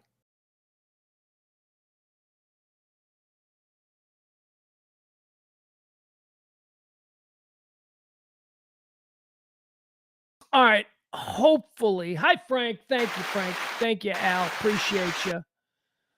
All right. I just rebooted. Why am I so dark again? Why do I look? I can't get the lighting right. Oh, I'm a mess. So ESPN has an award that they give out to the most honorable sports, something like that. It's one of them deals. The Pat Tillman Award at the ESPYs. And they gave it to Prince Harry. Prince Harry of the royal family of Meghan Markle. Prince Harry was given the Pat Tillman Award for service for his work in founding the Invictus Games. Now, the Invictus Games are a paraplegic Olympics type thing. It's a beautiful thing, and Harry's the guy who founded it, and good for him. Thank you for doing that. So because of it, ESPN decided that they were going to give Harry the Pat Tillman Award. Pat Tillman's mom is like, fuck you. What the hell do you not understand about my son that you would give the award to somebody who just, as of a year ago, was third in line for the crown of England? The fuck is wrong with you people? This is Pat Tillman's mom. I'm paraphrasing. It's like, there are people out there doing work in the community here in America who are helping on a day in, day out business, who don't have the resources or the media control or the influence of a Harry. Those are the people that deserve the Pat Tillman Award, not motherfucking Prince Harry. And how about a shout out to Pat Tillman's mom? We should all be so lucky as to have a mom who knows you and knows what you would want and not, and still be fighting for us like this 20 years after our death. Mama Tillman, crushing it. She's pissed at ESPN. ESPN, bunch of dorks. Well, wouldn't it be cool if we had Prince Harry in attendance at this year's ESPYs? Why, yes, it would. That would be cool. Let's give him an award. Let's just, that's what it was. They needed something to lure Prince Harry there, so they gave him the Pat Tillman Award. It's bullshit. Pat Tillman Award should go to some dude we never heard of. Some dude, because that's what awards are supposed to be. Recognize people who are making differences in the shadows. Anonymity. Let's let people know about what these people are doing by vetting them on stage and giving them award. Nobody needs that with Prince fucking Harry. So good for you, Mama Tillman. All right, so here's another story here. We have not been covering it. Jesus, I'm looking at the numbers. Our numbers absolutely suck, you guys. Our numbers, it's vacation week. Look at the numbers. What are these, the Facebook numbers right now? Oh, my God. I mean, we're still doing okay. There's enough of you here that we're having fun. But, man, we've lost like half. This week, we've lost half the audience. All right, that's okay. We'll move through. Good thing it's a pledge week. So I've been following this trial for the last couple of weeks. I haven't brought it on the air because I didn't really know if it was national news or if it was just a trial that I was fascinated by, because I ended up watching a little stupid documentary a couple of weeks ago about this. And I'm like, what? Wait, what? This is happening? And there's been no coverage of it.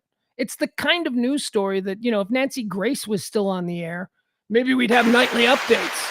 But I haven't really seen it anywhere. They certainly aren't covering it on Sky. They haven't mentioned it, I don't think, on CNN. I don't watch any of the other things. But even, just, online, I haven't really seen much about it. She trends from time to time. We're talking about the murder trial of Karen Reed. Do you know who Karen Reed is? Karen Reed's been on trial for murder for about, the last couple of months out there in Boston. She's in Boston. Karen Reed is a financial advisor. She's got money. She's very well educated. Boston, money, smart. She's a financial advisor. She's on the board of some university. She's an adjunct professor at another. So she's a woman of some substance. She's a woman of some accomplishment, right? So Karen Reed is being accused of murdering her cop boyfriend. Her boyfriend is a cop in Boston. O'Keefe is his name.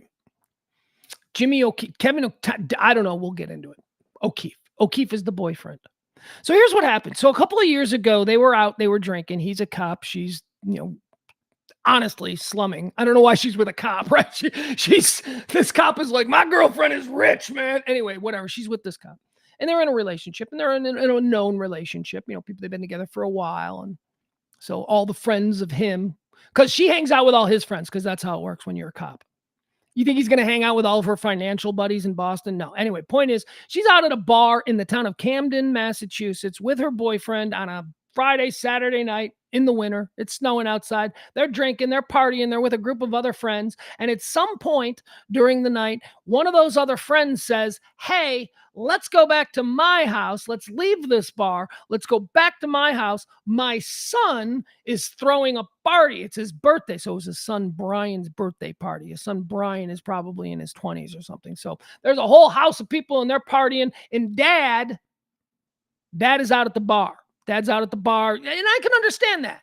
Dad's like, God, fucking you kids. All right, have the house. I'm going to be down at the tavern. So dad's at the bar. Dad knows this cop O'Keefe because dad is also a cop. These are all cops hanging out. And the cop says, hey, let's get out of here and let's go back to my kids' party. And let's go hang out there and drink some beer and, look at some teenagers or whatever. I think they were in their 20s. It wasn't like a situation where it's underage drinking. So anyway, so they all get in the car. They leave the bar and they go back. Couple of cars, I should say. A couple of cars. They all go back to a little train of people. Karen Reed and her boyfriend, O'Keefe, the cop, they also go. But they never make it inside. They never make it inside the party. But as other people show up at the party, as we saw in court during the trial, as other people show up for the party, they all say they saw them. They're like, yeah, they were sitting in the car. They were sitting in the black SUV out in front. Like, people came and go over the course of a couple of hours. They made it to the party, but then never left the vehicle. Okay.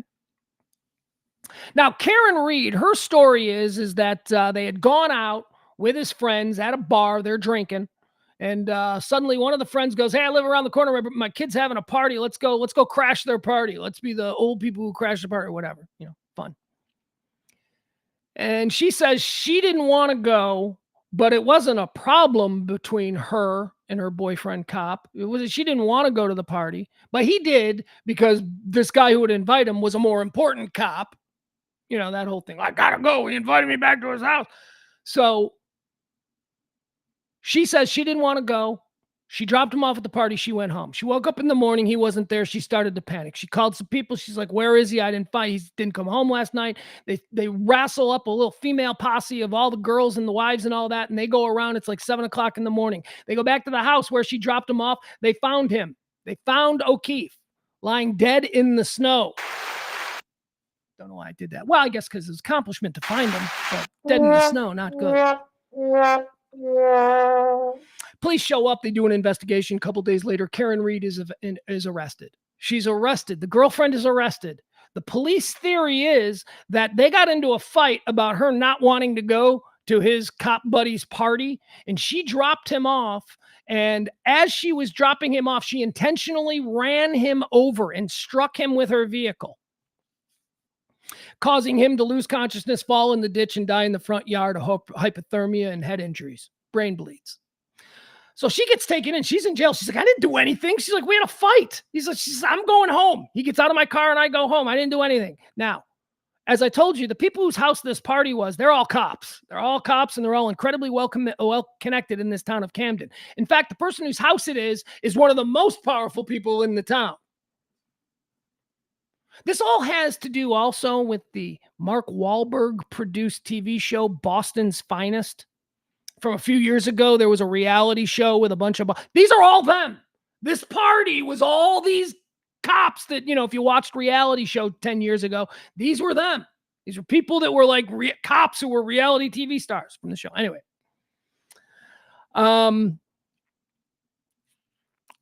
all the cops in the town that showed up, like one of them's like a cousin of the house, So the investigation by the police never looked at the party. Karen says, I dropped him off at the party. He went inside to the party. He was having problems with somebody at the party, which is one of the reasons I didn't want to go in, which was abandoned. That was an early theory, but that was abandoned. But she said that, he had a problem with people at the party. And what happened was he went to the party. He was drunk. He got into a fight, got knocked out or something. He stumbled into the front yard, fell in a ditch and died. That's what she's claiming. Now, the problem is the prosecution went full bore on her. They didn't look at anybody else. They didn't investigate anybody in that house. They didn't see if he had any kind of problems with anybody. And then it turns out that everybody involved seems to be wickedly corrupt. So yesterday, after 2 weeks, the murder trial of Karen Reed, a woman who was basically, I believe, being railroaded by a bunch of corrupt prosecutors and cops in a small town, she received a mistrial. A mistrial. The jury was like, man, we can't convict her. You guys are way too crooked. So a mistrial. There's been a mistrial in the Karen Reed trial. It's a fascinating story. I saw something today because of the mistrial that was declared yesterday afternoon. I saw something that Dateline's going to, I don't know if you watch Dateline. I haven't watched Dateline in forever, but Dateline says that they are going to, on this Friday, they're going to do like a whole big 2-hour thing on it. So I'm very excited about that. Don't quote me on that. It's coming. I don't know if it's this Friday or whatever, but The Karen Reed murder trial. It's a mistrial. Look, I'm happy for the mistrial because I really do think she's being railroaded. If you get into the weeds on this story, there was way too much crooked shit. They never looked at anybody. And yes, I do think it's possible that, she's his girlfriend and she's like, oh, I am so sick of you and your stupid friends. Just go. Just get out. Go. I'm going home. Like, I totally can see that. At like 1:00 in the morning on a cold winter night. She's tired of him and his cop friends always hanging out. So I can see her version of events.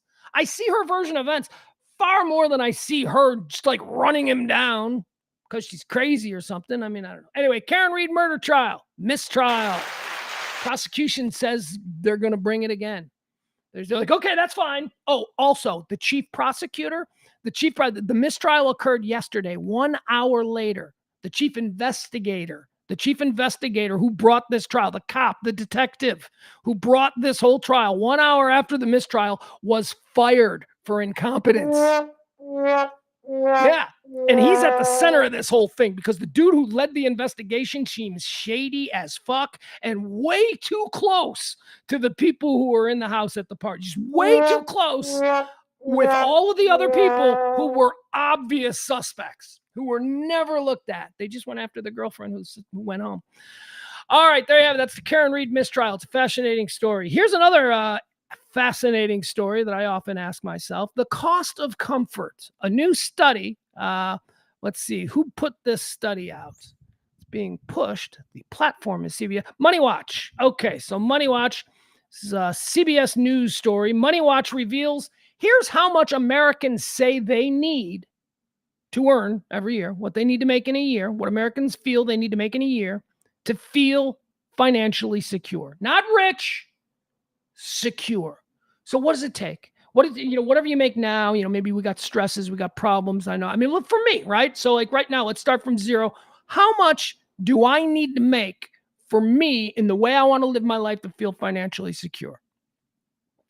I think that number is probably about 80 to 100 grand. I don't need much.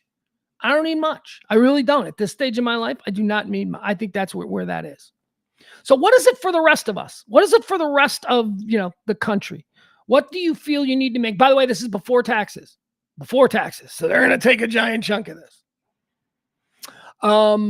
Americans have a specific annual income in mind for what it would take to feel financially secure. This, according to a new study from Bankrate. And that magic number for the average American is $186,000 a year. I gotta say there's something wrong with the average American. That's an individual. That's for an individual. If you need to make just a tit hair under 200K in order to feel secure, there's something wrong with you and you need to get to a therapist right away. Do you know how well a single individual could live on $186,000 a year? And yet when they cast this out to a bunch of random Americans, that's the mid number. That's the average number that came back. $186,000 a year. Folks, we don't need McMansions. I don't know. You don't need to be spending what we're spending on houses. We don't need to be spending what we're spending on cars. We see that a lot with young families. You're like a young family with a single family home, but they've got a Mercedes-Benz in the driveway. It's like, what? Okay. Actually, that is something that I always used to preach. When I did have money, I used to always preach, look, man, you're going to spend money on something, don't spend it on a house. Spend it on a car, because the car is what everybody's going to see. If this is an ego thing for you where you need to let people know you got money, don't buy a $5 million house. You know why? Because you're not going to invite anybody over. I'm not inviting anybody over. Nobody's going to see my house. You know what they're going to see? You know what the calling card for whether or not I'm successful in the eyes of strangers is going to be? The fact that I'm driving a Bugatti. That's right. I'll live in a cardboard box and I'll idle at that stoplight in my Bugatti next to you. You won't know I live in a cardboard. That's the way to do it. If you're ego driven, but maybe you're just a single guy who needs 15,000 square feet. Fun fact, you don't need 15,000 square feet. Anyway, $186,000, man, that is really, we really want, don't we? How is that even a number? Do you know what? I was looking at, we're building a studio. So we're looking at, we got a budget for the people who are putting TVs in and all that kind of stuff. I was looking at the price of TVs. So we want like giant TV screens everywhere. We want 65-inch TV, 65-inch TV screens. Do you know you can get a 65-inch TV for like $200? You get well, I mean, I don't know how good it is, but you can get it. You can get like TV prices. TVs are so cheap now. I think that's because everybody prefers their pad and their phone, maybe the demand for TV. Anyway, my point is this: $186,000 is what you need.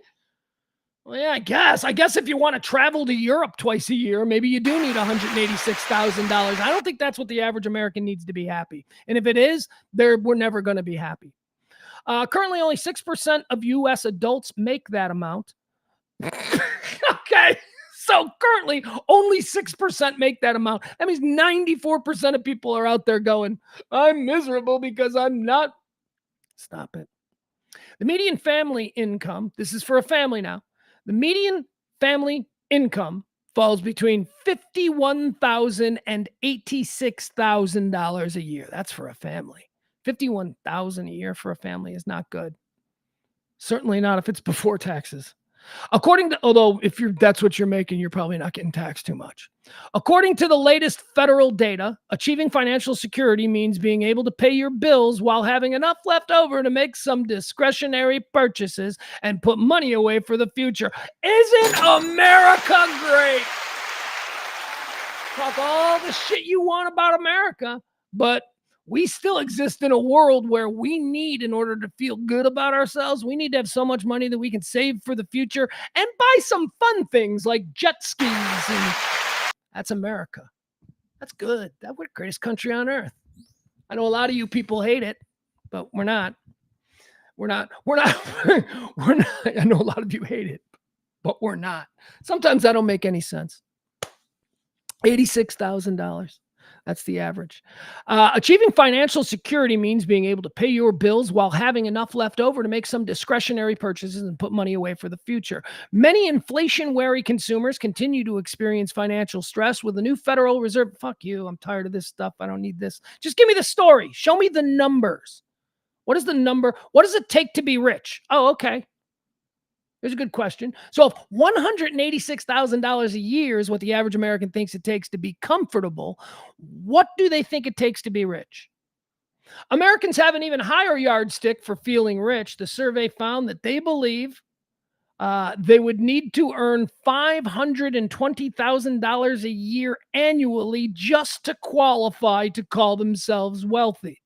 That's up from $400,000 during the same survey last year. So it's going up 120,000 in people's minds. Again, these are not like, these are just people. These are dumb people.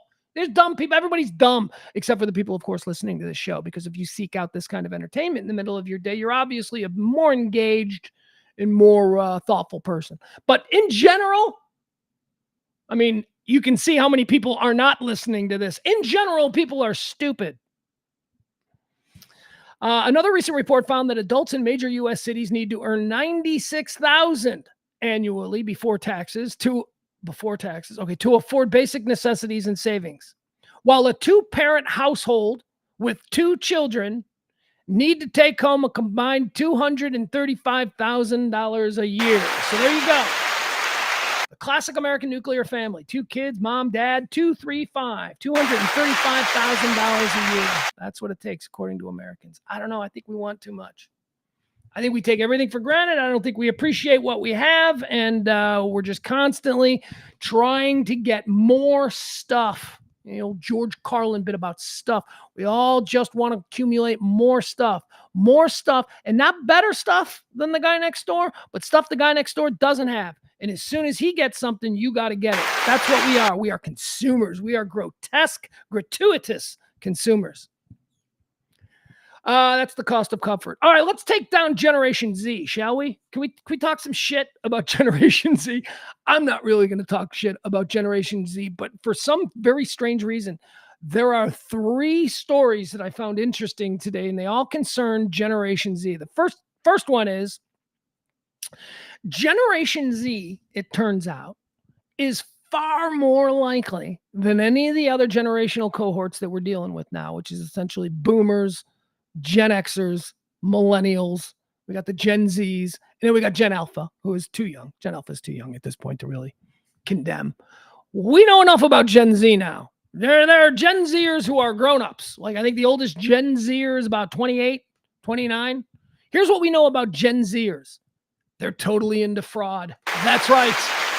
Gen principles. There is a noticeable lack of principles and ethics when it comes to the rank and file Gen Z. Now, how do we know this? Well, because there are more opportunities to commit fraud casually today than there are ever before. And they're finding that I'll give you an example, okay? That's enough of me saying it. Gen Zers are so disillusioned with the economy that they think it's okay to commit routine fraud. Each quarter, my company, SIFT, produces an index report to better understand the latest online fraud trends, including how businesses and consumers are affected. Let's see, how fraud impacts consumer behavior when making purchases online. For the past 2 quarters, we've seen a surprising generational divide emerge. Gen Z, born between 1997 and 2012, I push back on that. I think it's 95 to 2010, but okay, I'm not gonna be a dick about it. That's fine.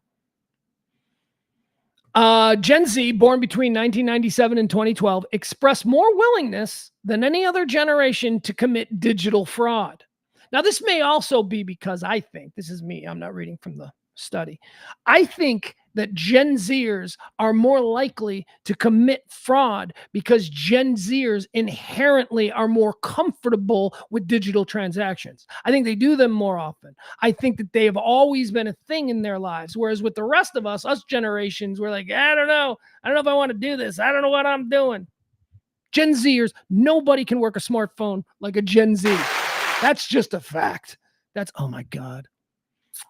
I almost tweeted something last night. I love my son, my 15-year-old son, who is downstairs right now, lost in a YouTube hole. I don't know what he's doing, but I love my 15-year-old son, but I swear to God, if that little bitch makes one more snide comment about how I can't use my phone properly, I'm going to put his head through the wall. Everything. Twice yesterday for no reason while I was trying to do something with my phone. Okay, yes, once I was trying to pair it with a Bluetooth speaker and I was struggling. The other time I was trying to text something. Anyway, point is this. Twice yesterday while I was doing something with my phone, my 15-year-old kid walked up to me, snatched the phone out of my hand, looked me in the face and said, I can't watch you struggle with this, you old man. And I was just like, you can't. Stop it. This is going too far. I can use a phone. What are you doing? I'm thinking about attaching a VCR to this TV. I don't even know if it's possible, but I want to hook up a VCR and I want to tell him, here, watch a show. Here you go. Let me see how you can do it, stupid. You little dumb baby. Can you work a VCR? I don't think so. I've done that to him on a couple of things. The handheld, the handheld can opener, where you grab a can opener and you crank it and you open the can. I gave him one of those ones. I was like, here, open your can. And I handed him a can and I handed him that. And guess what? He did it immediately. He looked at it and he kind of looked at he investigated the can opener. He's looking at it. He didn't know how it went, but seriously, within 30 seconds, he had a can open perfectly. And I'm like, I am really, really impressed. So then we moved it up a notch with an electric can opener. couldn't get it in the groove. Didn't understand. And I'm like, but isn't this how people open cans now? To which he pointed out, no, Dad, I don't know if you've noticed, but most cans that you buy now, they have pull tops. You pull them off. So he has no familiarity with that.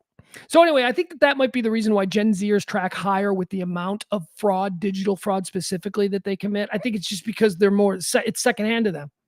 A phone is an appendage. They were born with phones. Let's look more. Nah, you know what? Let's not look anymore. I think we've just solved why that number might be. There you have it. That's why Gen Z, they're into fraud. All right, here's another story about Gen Z. This is Gen Z is apparently into weird sex. That's right. Gen Z is into weird sex. Now, I have an obvious reason for that. It's because of the first generation to have access to ridiculous hardcore fetish porn at 9 years old. I mean, they're the first generation for that. I always say this, I go, you know, when I was a horny little 12-year-old or whatever, the only thing we could have is maybe we found a Playboy in somebody's garage. That was it. Horny little 12-year-olds of Gen Z, they've been able to, like, you know, curate their specific fetishes on sites anytime mom goes to the grocery store. So, you know, there's going to be, I think, some effect of that. And I think we're seeing it. And this study here talks about how Gen Z is into a lot of strange and risky sex, but none is more concerning to people than Gen Z's love of choke sex. Choke sex. Gen Zers are choking each other to near death. Now, I'm of Gen X, so here's what I know about this. I know that Robert Chambers murdered a girl in Central Park in the 1980s, the preppy murder case, and he did it because he said she liked rough sex, and he was choking her, and all I can tell you is that for the next 30 years of my sexual life, I would never choke anybody, even if they asked, because I don't want to be Robert Chambers, the preppy murderer. Apparently, that's not an issue for Gen Z because they're into it. They are into sex choking. Risk of serious injury as strangulation during sex becomes normalized among Gen Z. Here's what it says. Let's see. This story comes from. This example is out of Australia. Strangling a partner during sex is widely perceived as normal, especially among young people, with more than half of adults aged 35 and under reporting to have been strangled. Many of them unaware of the potentially serious health consequences. It is a finding that has sexual violence experts so concerned that they launched the Breathless campaign and website on Tuesday to highlight strangulation, often referred to as choking, telling people it is unsafe and often occurs with no or inadequate communication or consent. All right, let's see what we got here. Hold on. All right. I'm going to show this. They made a video. Warning people about choke sex, and I'm sorry, but I would really like to watch that. So let's see what this video is. You can be all Australians. Australians are hot. Australians are really... Margot Robbie. It's Margot Robbie's birthday. There you go. Her and Elle Macpherson are the only... And Nicole Kidman are the only 3 Australian women I know. All right, here, let me show you this. Where is it? Did I lose it? There we go. All right, Breathless campaign. Here we go. I found it. All right, let's see what this is. Is there a video here? I think it said there was a video here. All right, so this is a campaign. Oh, yeah, there's a video. Okay, this is a campaign that has been launched to warn people of the dangers of choking not like choking, like don't have sex while eating a hot dog, or, you know, it's not a euphemism. Don't have sex while, you know, eating chicken McNuggets. No, not choking like that, like intentionally choking one another. To like, I don't understand it. I don't. All right, let's see what this is. Choking is probably the most prevalent act that happens in sex that people don't talk about. We've just accepted it as a part of our sexual reality as young women. It's being glorified in the media as this cool sex act. There was a lot of jokes going around at school, you know, choke me daddy, all this stuff like that. Porn has made it so big. I think that we have no clue how dangerous it really is. You're choking the air out of someone. You know, they're not able to breathe properly. All right. Don't ruin fun. Don't ruin sex. You know, I get it. It's a problem. No, it's not my thing. Hold on. Sorry. I was screwing around with the sound here. The last person there, the guy there, he said exactly what I believe it's all about. He said, you know, it's because of porn. It is because of porn. It's been normalized because you've been seeing the most inauthentic depictions of sexual intercourse you will ever see. That's the base. Gen Z's baseline for what sex is inauthentic porn. They think that's how it's supposed to go. Good Lord. You talk to some Gen Xers, even some millennials, maybe some older millennials. Boomers. Yeah, you know what? Just don't talk to boomers. We don't need to talk to them. Stick with Gen Xers. They'll give you a better story. Gen Xers and old millennials. Talk to them about what sex was like for the first 15 years of their sexual. Talk to them. You know what they're going to tell you? They're going to tell you it was missionary. That was it. That was it. We didn't do anything. Before everybody had access to porn, sex was basically missionary or doggy. That was it. If you were going to get crazy, then you could do it that way. But that was it. My girl okay, sometimes, if you were tired, whatever. But that was it. There were three positions. And because we didn't have porn, we didn't know there were other options. And it was a weird situation. You didn't try something new. You know, I want to try this. Here's the truth of that too, though. We loved it. We didn't have a problem with it. We didn't need it jacked up to crazy porno standards. We were fine with sex. The way sex, we were fine with it. It was still good. Sex is good. Now it's nuts.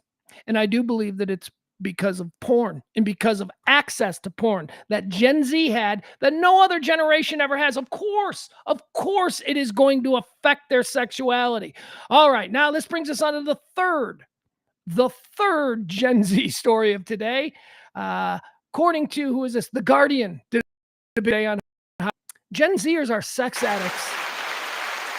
And they're sex addicts. Why? Because of pornography. Because of everything that I've just been saying. Today's Guardian. The secret lives of porn addicts. Let's see. What does it say here? I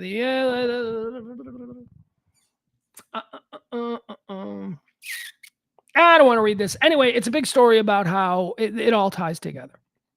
Choking. Gen Z is into choking because they are taking more and more leaps with their sexual circusry, whatever, making more leaps. Why? Because they're aware of these things. We know about them. We never saw porn, but they're seeing. And why? And by the way, it's on porn too. Porn probably ups the ante, right? Like the things that they depict in porn from year to year, I bet you they've gotten crazier and crazier. I'm not a big porn guy anymore because not that I ever really was, but I don't know. Anyway, if you're telling me that Gen Z is screwed up sexually, I'm probably going to go, yeah. And it's obvious. It's because of pornography. They're addicted to porno. They like to choke and say they've normalized risky, dangerous sex. Are we going to have to start seeing disclaimers on porno clips? Do not try this at home. Like, are we going to start seeing that these are professionals in a closed hotel room? Do not try this at home. Yeah. You know what? Biden will probably do that. That'll be his big answer to it. Hey, I'm going to save Gen Z. I put disclaimers on pornos. All right, what else do we have here? Redbox is in the news. Redbox is filed for bankruptcy. Do you remember Redbox? Redbox was like this weird. There was like 5 years where I think maybe I used a Redbox regularly. And when I say regularly, I mean like once every 6 months when I wanted a movie when Blockbuster was closed. Redbox were just these boxes. Yeah, I guess you still see them. I guess they're still around. Who the hell is watching DVDs? Anyway, Redbox has filed for bankruptcy. Guess what? Nobody's watching DVDs. That's why. What else do we have? Global Livability Index. So that fancy European, what is this called? They do this every year. The global, what is it? The global something. The Economist, EIU. All right, it's the EIU, but it's the Global Livability Index as studied yearly by the EU. It's a big thing. They put it out. Basically what they say, what are the nicest places? Where's the best cities to live? And it's not like best cities like, I like it the best here. No, they use real criteria. They use like infrastructure. They use crime. They use healthcare. They use education. They use climate. They use all of these things. And they create this list of what the most livable city is. and they do it all over the globe. Like, for instance, it's probably someplace in Finland. No, there you go. Second year in a row. Third year in a row. For the third year in a row, Vienna, Austria, ranked as the world's best city to live. On the opposite side of the world, not a single city in the United States ranked in the top 20 places. Oh, that's unfortunate. However, we do have a list here. They did break it down. They broke down the Americans. Okay. So what are the 10 best cities to live here in the United States? We'll start out with number 10.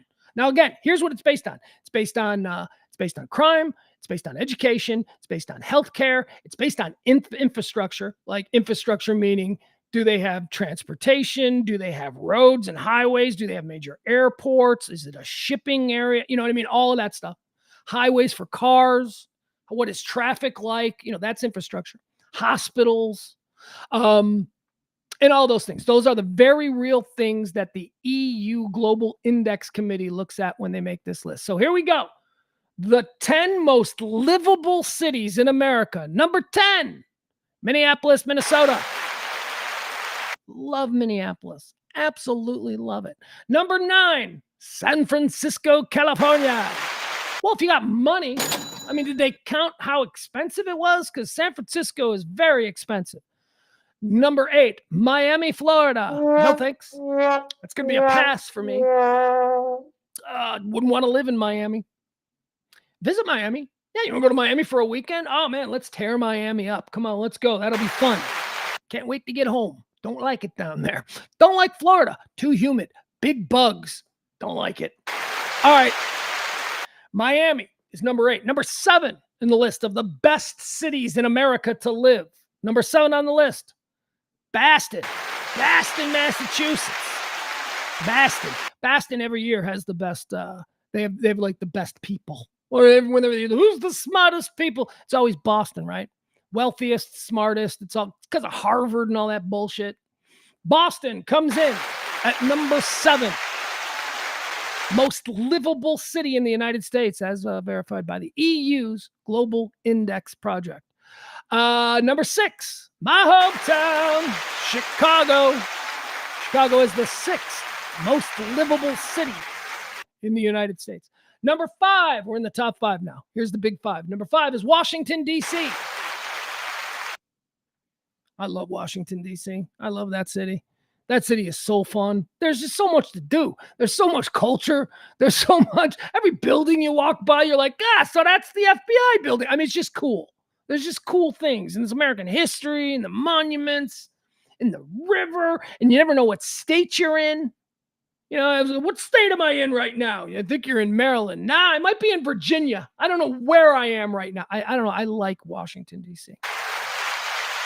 I've only been 3 times. One time I drove through and we spent the afternoon there, but 3 times for real I've been there. I love it. It's not born on this. Where the hell am I? Number 4 in the list of the most livable cities here in the United States, Seattle, Washington. Don't they say that's like suicide capital? That's like, it's raining and people are depressed and they drink coffee. I don't know, whatever. Seattle, number 4, most livable city in the United States. Number 3 most livable city in the United States.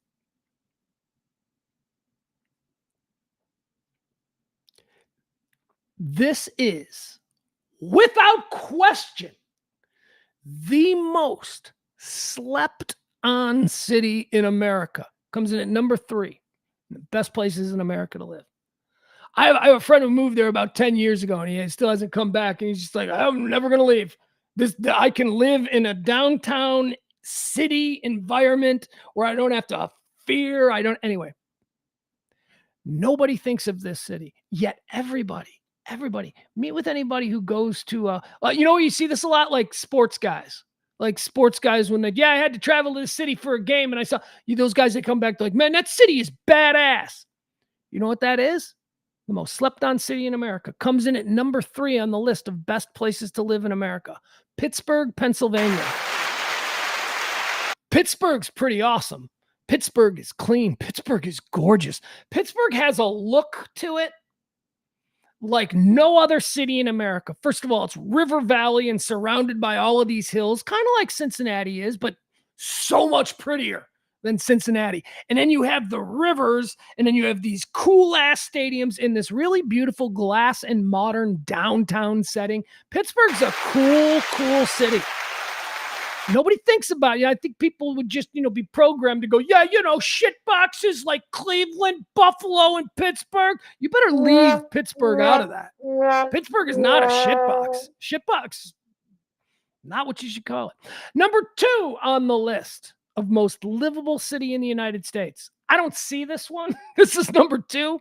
But in all fairness, I've only been to this city once, and I had a bad experience. So Atlanta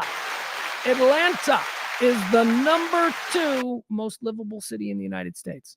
All right, now it's time for number 1. Number 1 most livable city in the United States. And this deserves a great big duh. But again, I guess this doesn't matter about money. I guess this isn't about what's the most affordable. No, I guess this is if money isn't an object, these are the best places to live. And guess what comes in at number 1 in America? Not even in the continental Americas. It's Honolulu. Sure. You could live in Honolulu. That'd be great. Honolulu, number 1. Again, the top 10 cities in America: Minneapolis, San Francisco, Miami, Boston, Chicago, Washington, Seattle, Pittsburgh, Atlanta, and number 1, Honolulu.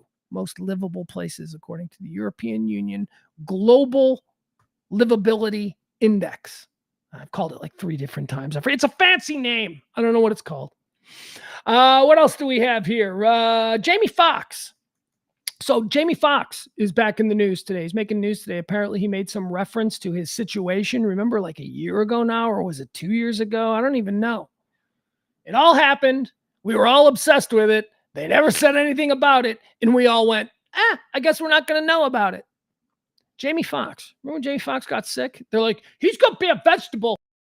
He had a very serious situation. It was so serious that he spent like a month in, what's that place in Chicago? I keep forgetting the name of the Chicago. It's the brain place in Chicago. It's like the best brain study place in the country. And it's like some woman's name.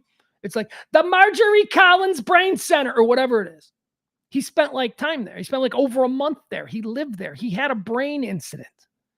And we've never heard what it's all about. And for some reason, the movie that he was filming got like shelved. Like, I guess it was released, but it was released small. It was supposed to be a bigger movie. I don't know, whatever. It's all messed up.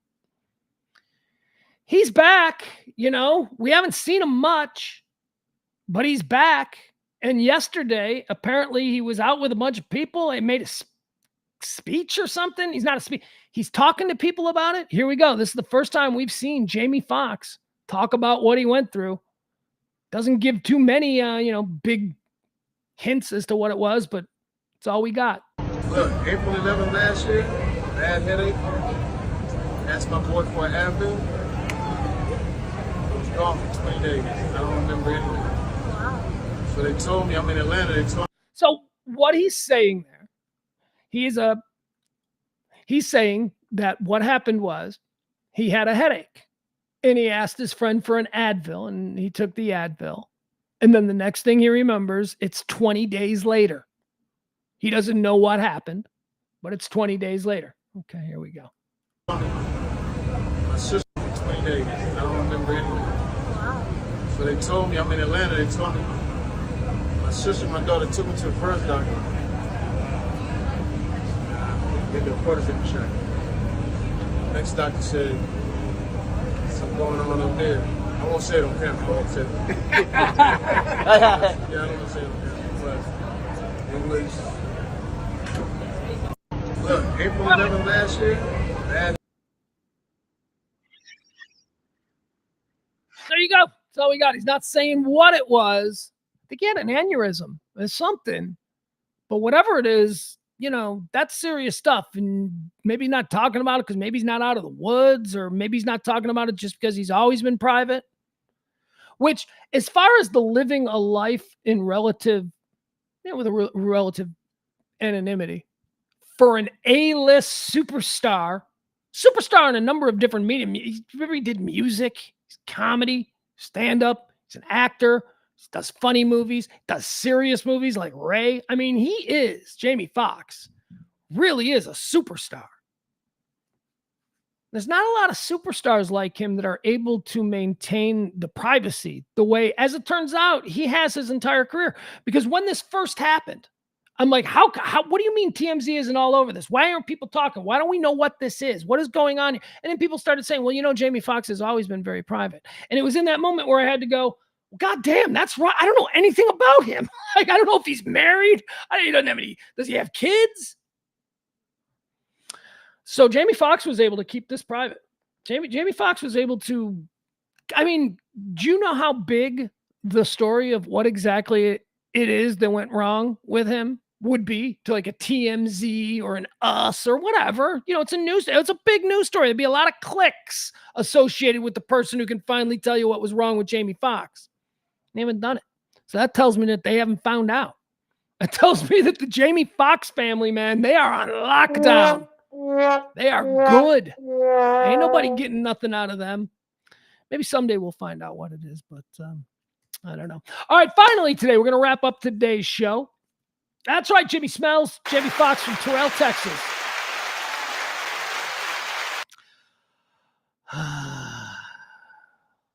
Yeah, okay, Jeff. I know he's kidding.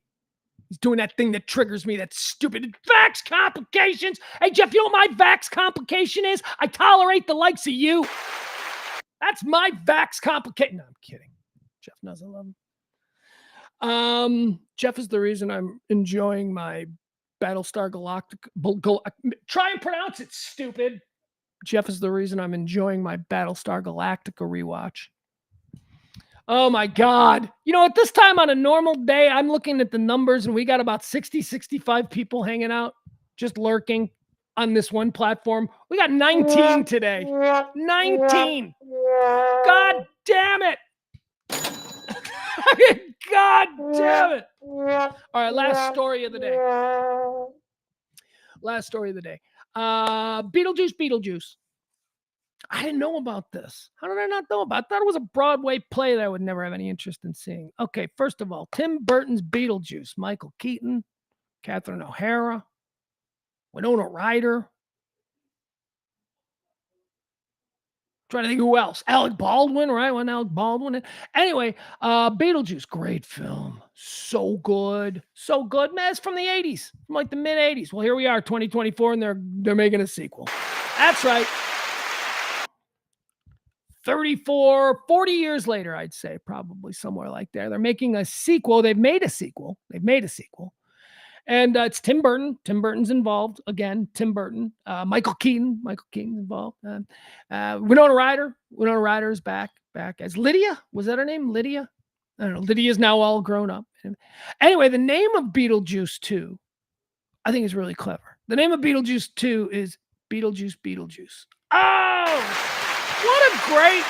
Why didn't they come up with this 20 years? Of course, we know why that's interesting. That's interesting because the whole point of Beetlejuice is you got to say the name 3 times in a row. You say Beetlejuice, and here he comes. He's here. So I think it's funny. The name of the film is Beetlejuice. I'm not going to say it another time. Beetlejuice 2, Tim Burton. It's going to be shown for the first time at the Venice Film Festival. I guess that's the story. Let's see a little bit about this. I don't care about the news story. It was announced that it will be shown for the first time at the Venice Film Festival coming up here. It's going to be released later in the summer. September. When is it? September. So August is when it's going to be shown for the first time at the Venice International Film Festival. It is scheduled to be theatrically released overseas on September 4th. And in the United States on September 6th. So there you go. Beetlejuice. Beetlejuice is an upcoming American fantasy horror film directed by Tim Burton. There we go. We got that. That's good. Like, wouldn't it suck if it was like a new guy? This is going to be my take on Tim Burton. No, we want Tim Burton's take, not your take. We want the guy who did Beetlejuice and Edward Scissorhands and the first Batman. We want that guy's take. So Tim Burton's back. That's good. Screenplay from the writing team of Alfred Gaw and Miles Miller. I don't know who they are. They might be great, but let's see here. It stars Michael Keaton. What are you going to try and give me Zac Efron as the new Beetlejuice? Fuck you. Michael Keaton's back. That's the way we need it. We need Michael Keaton back. Winona Ryder's back. Good for her. It's the Stranger Things effect. Winona Ryder was an awesome actor. I loved Winona Ryder. I thought she was tremendous. She was big. She was A-list. And then for about 20 years, she went away. Then all of a sudden, Winona Ryder's back on, she's on Stranger Things. Everybody knows who she is again. And we Gen Xers are like, she's always been our queen. We've known her for a long time. You people are just, you kids today, you're just getting to know her now because of Stranger Things. But anyway, Winona Ryder is back. That's very cool. And most importantly, Catherine O'Hara. That's right, American treasure. Catherine O'Hara will reprise her role from the original Beetlejuice in the new one. There are new people, though. You got to keep it fresh. You got to get the new people in there. Like, guess what? Jenna Ortega. Jenna Ortega's in this. Guess who she plays? Can you figure it out? She plays Winona Ryder's daughter. and apparently she's exactly the way Winona Ryder was, back when she played Lydia in the original, goth, dark, depressed. And who better than Jenna Ortega, who, and this is all very interesting because, again, I'm going to have to dip my toe in the conversation about the Hollywood clone factory, but there is a linkage. They're not the exact same model, but there are absolute hardware, software similarities between Winona Ryder, Christina Ricci, and Jenna Ortega. There are. Hollywood cranked out the same model, just with a few alterations. Jenna Ortega is in the new one. Justin Theroux is in the new one. Monica Bellucci and Willem Dafoe. Willem Dafoe's got to play a monster, right? He's got to play because Willem Dafoe looks like a monster when he's at 7-Eleven. So you can imagine they're going to turn him into something. All right, here's the premise. Are you ready? This is new to me. I don't know what the premise is. Here is the premise of Beetlejuice. 36 years after the events of Beetlejuice, the Dietz family returns home to Winter River after Charles Dietz' unexpected passing. Lydia's life, that's Winona Ryder, Lydia's life is turned upside down when her rebellious teenage daughter, Astrid, discovers the mysterious model of the town in the attic, and the portal to the afterlife is accidentally opened, releasing Beetlejuice. All right, very exciting. I can't wait for that. I'll see that. That's, look, that's something why will I see that? Because one, Catherine O'Hara is a genius. Two, Tim Burton is an apex level film innovator. And three, Michael Keaton, I think, is the most underrated performer. And I say performer, not just actor, because if you look at the body of work of Michael Keaton, I think he is the most underrated performer of my lifetime. Michael Keaton is fantastic. Yeah, he won an Oscar like a couple of years ago for that Birdman movie. Okay, great. Maybe he deserves it. That's fine. But where's his Oscar for Clean and Sober? People ever seen Clean and Sober? Where's his Oscar? Where's Michael Keaton's Oscar consideration for Mr. Mom? I'm only half joking. He played that role awesome. Where is his Oscar consideration for Billy Blazejowski in the Ron Howard film Night Shift? Doesn't matter. It doesn't matter if it's comedy or if it's hardcore drama or if it's fucking Batman. I'm Batman. Michael Keaton can do every speed. Doesn't matter what speed you need him to be performing at. He can do it. I love Michael Keaton. And I say all of that, and I didn't even mention Beetlejuice. That's right. He's Batman and Beetlejuice.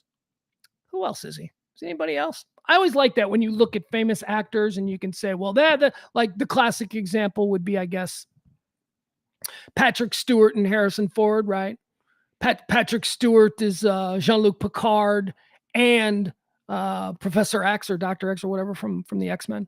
So those are two like iconic characters. Harrison Ford, of course, Han Solo and Indiana Jones. That's pretty cool.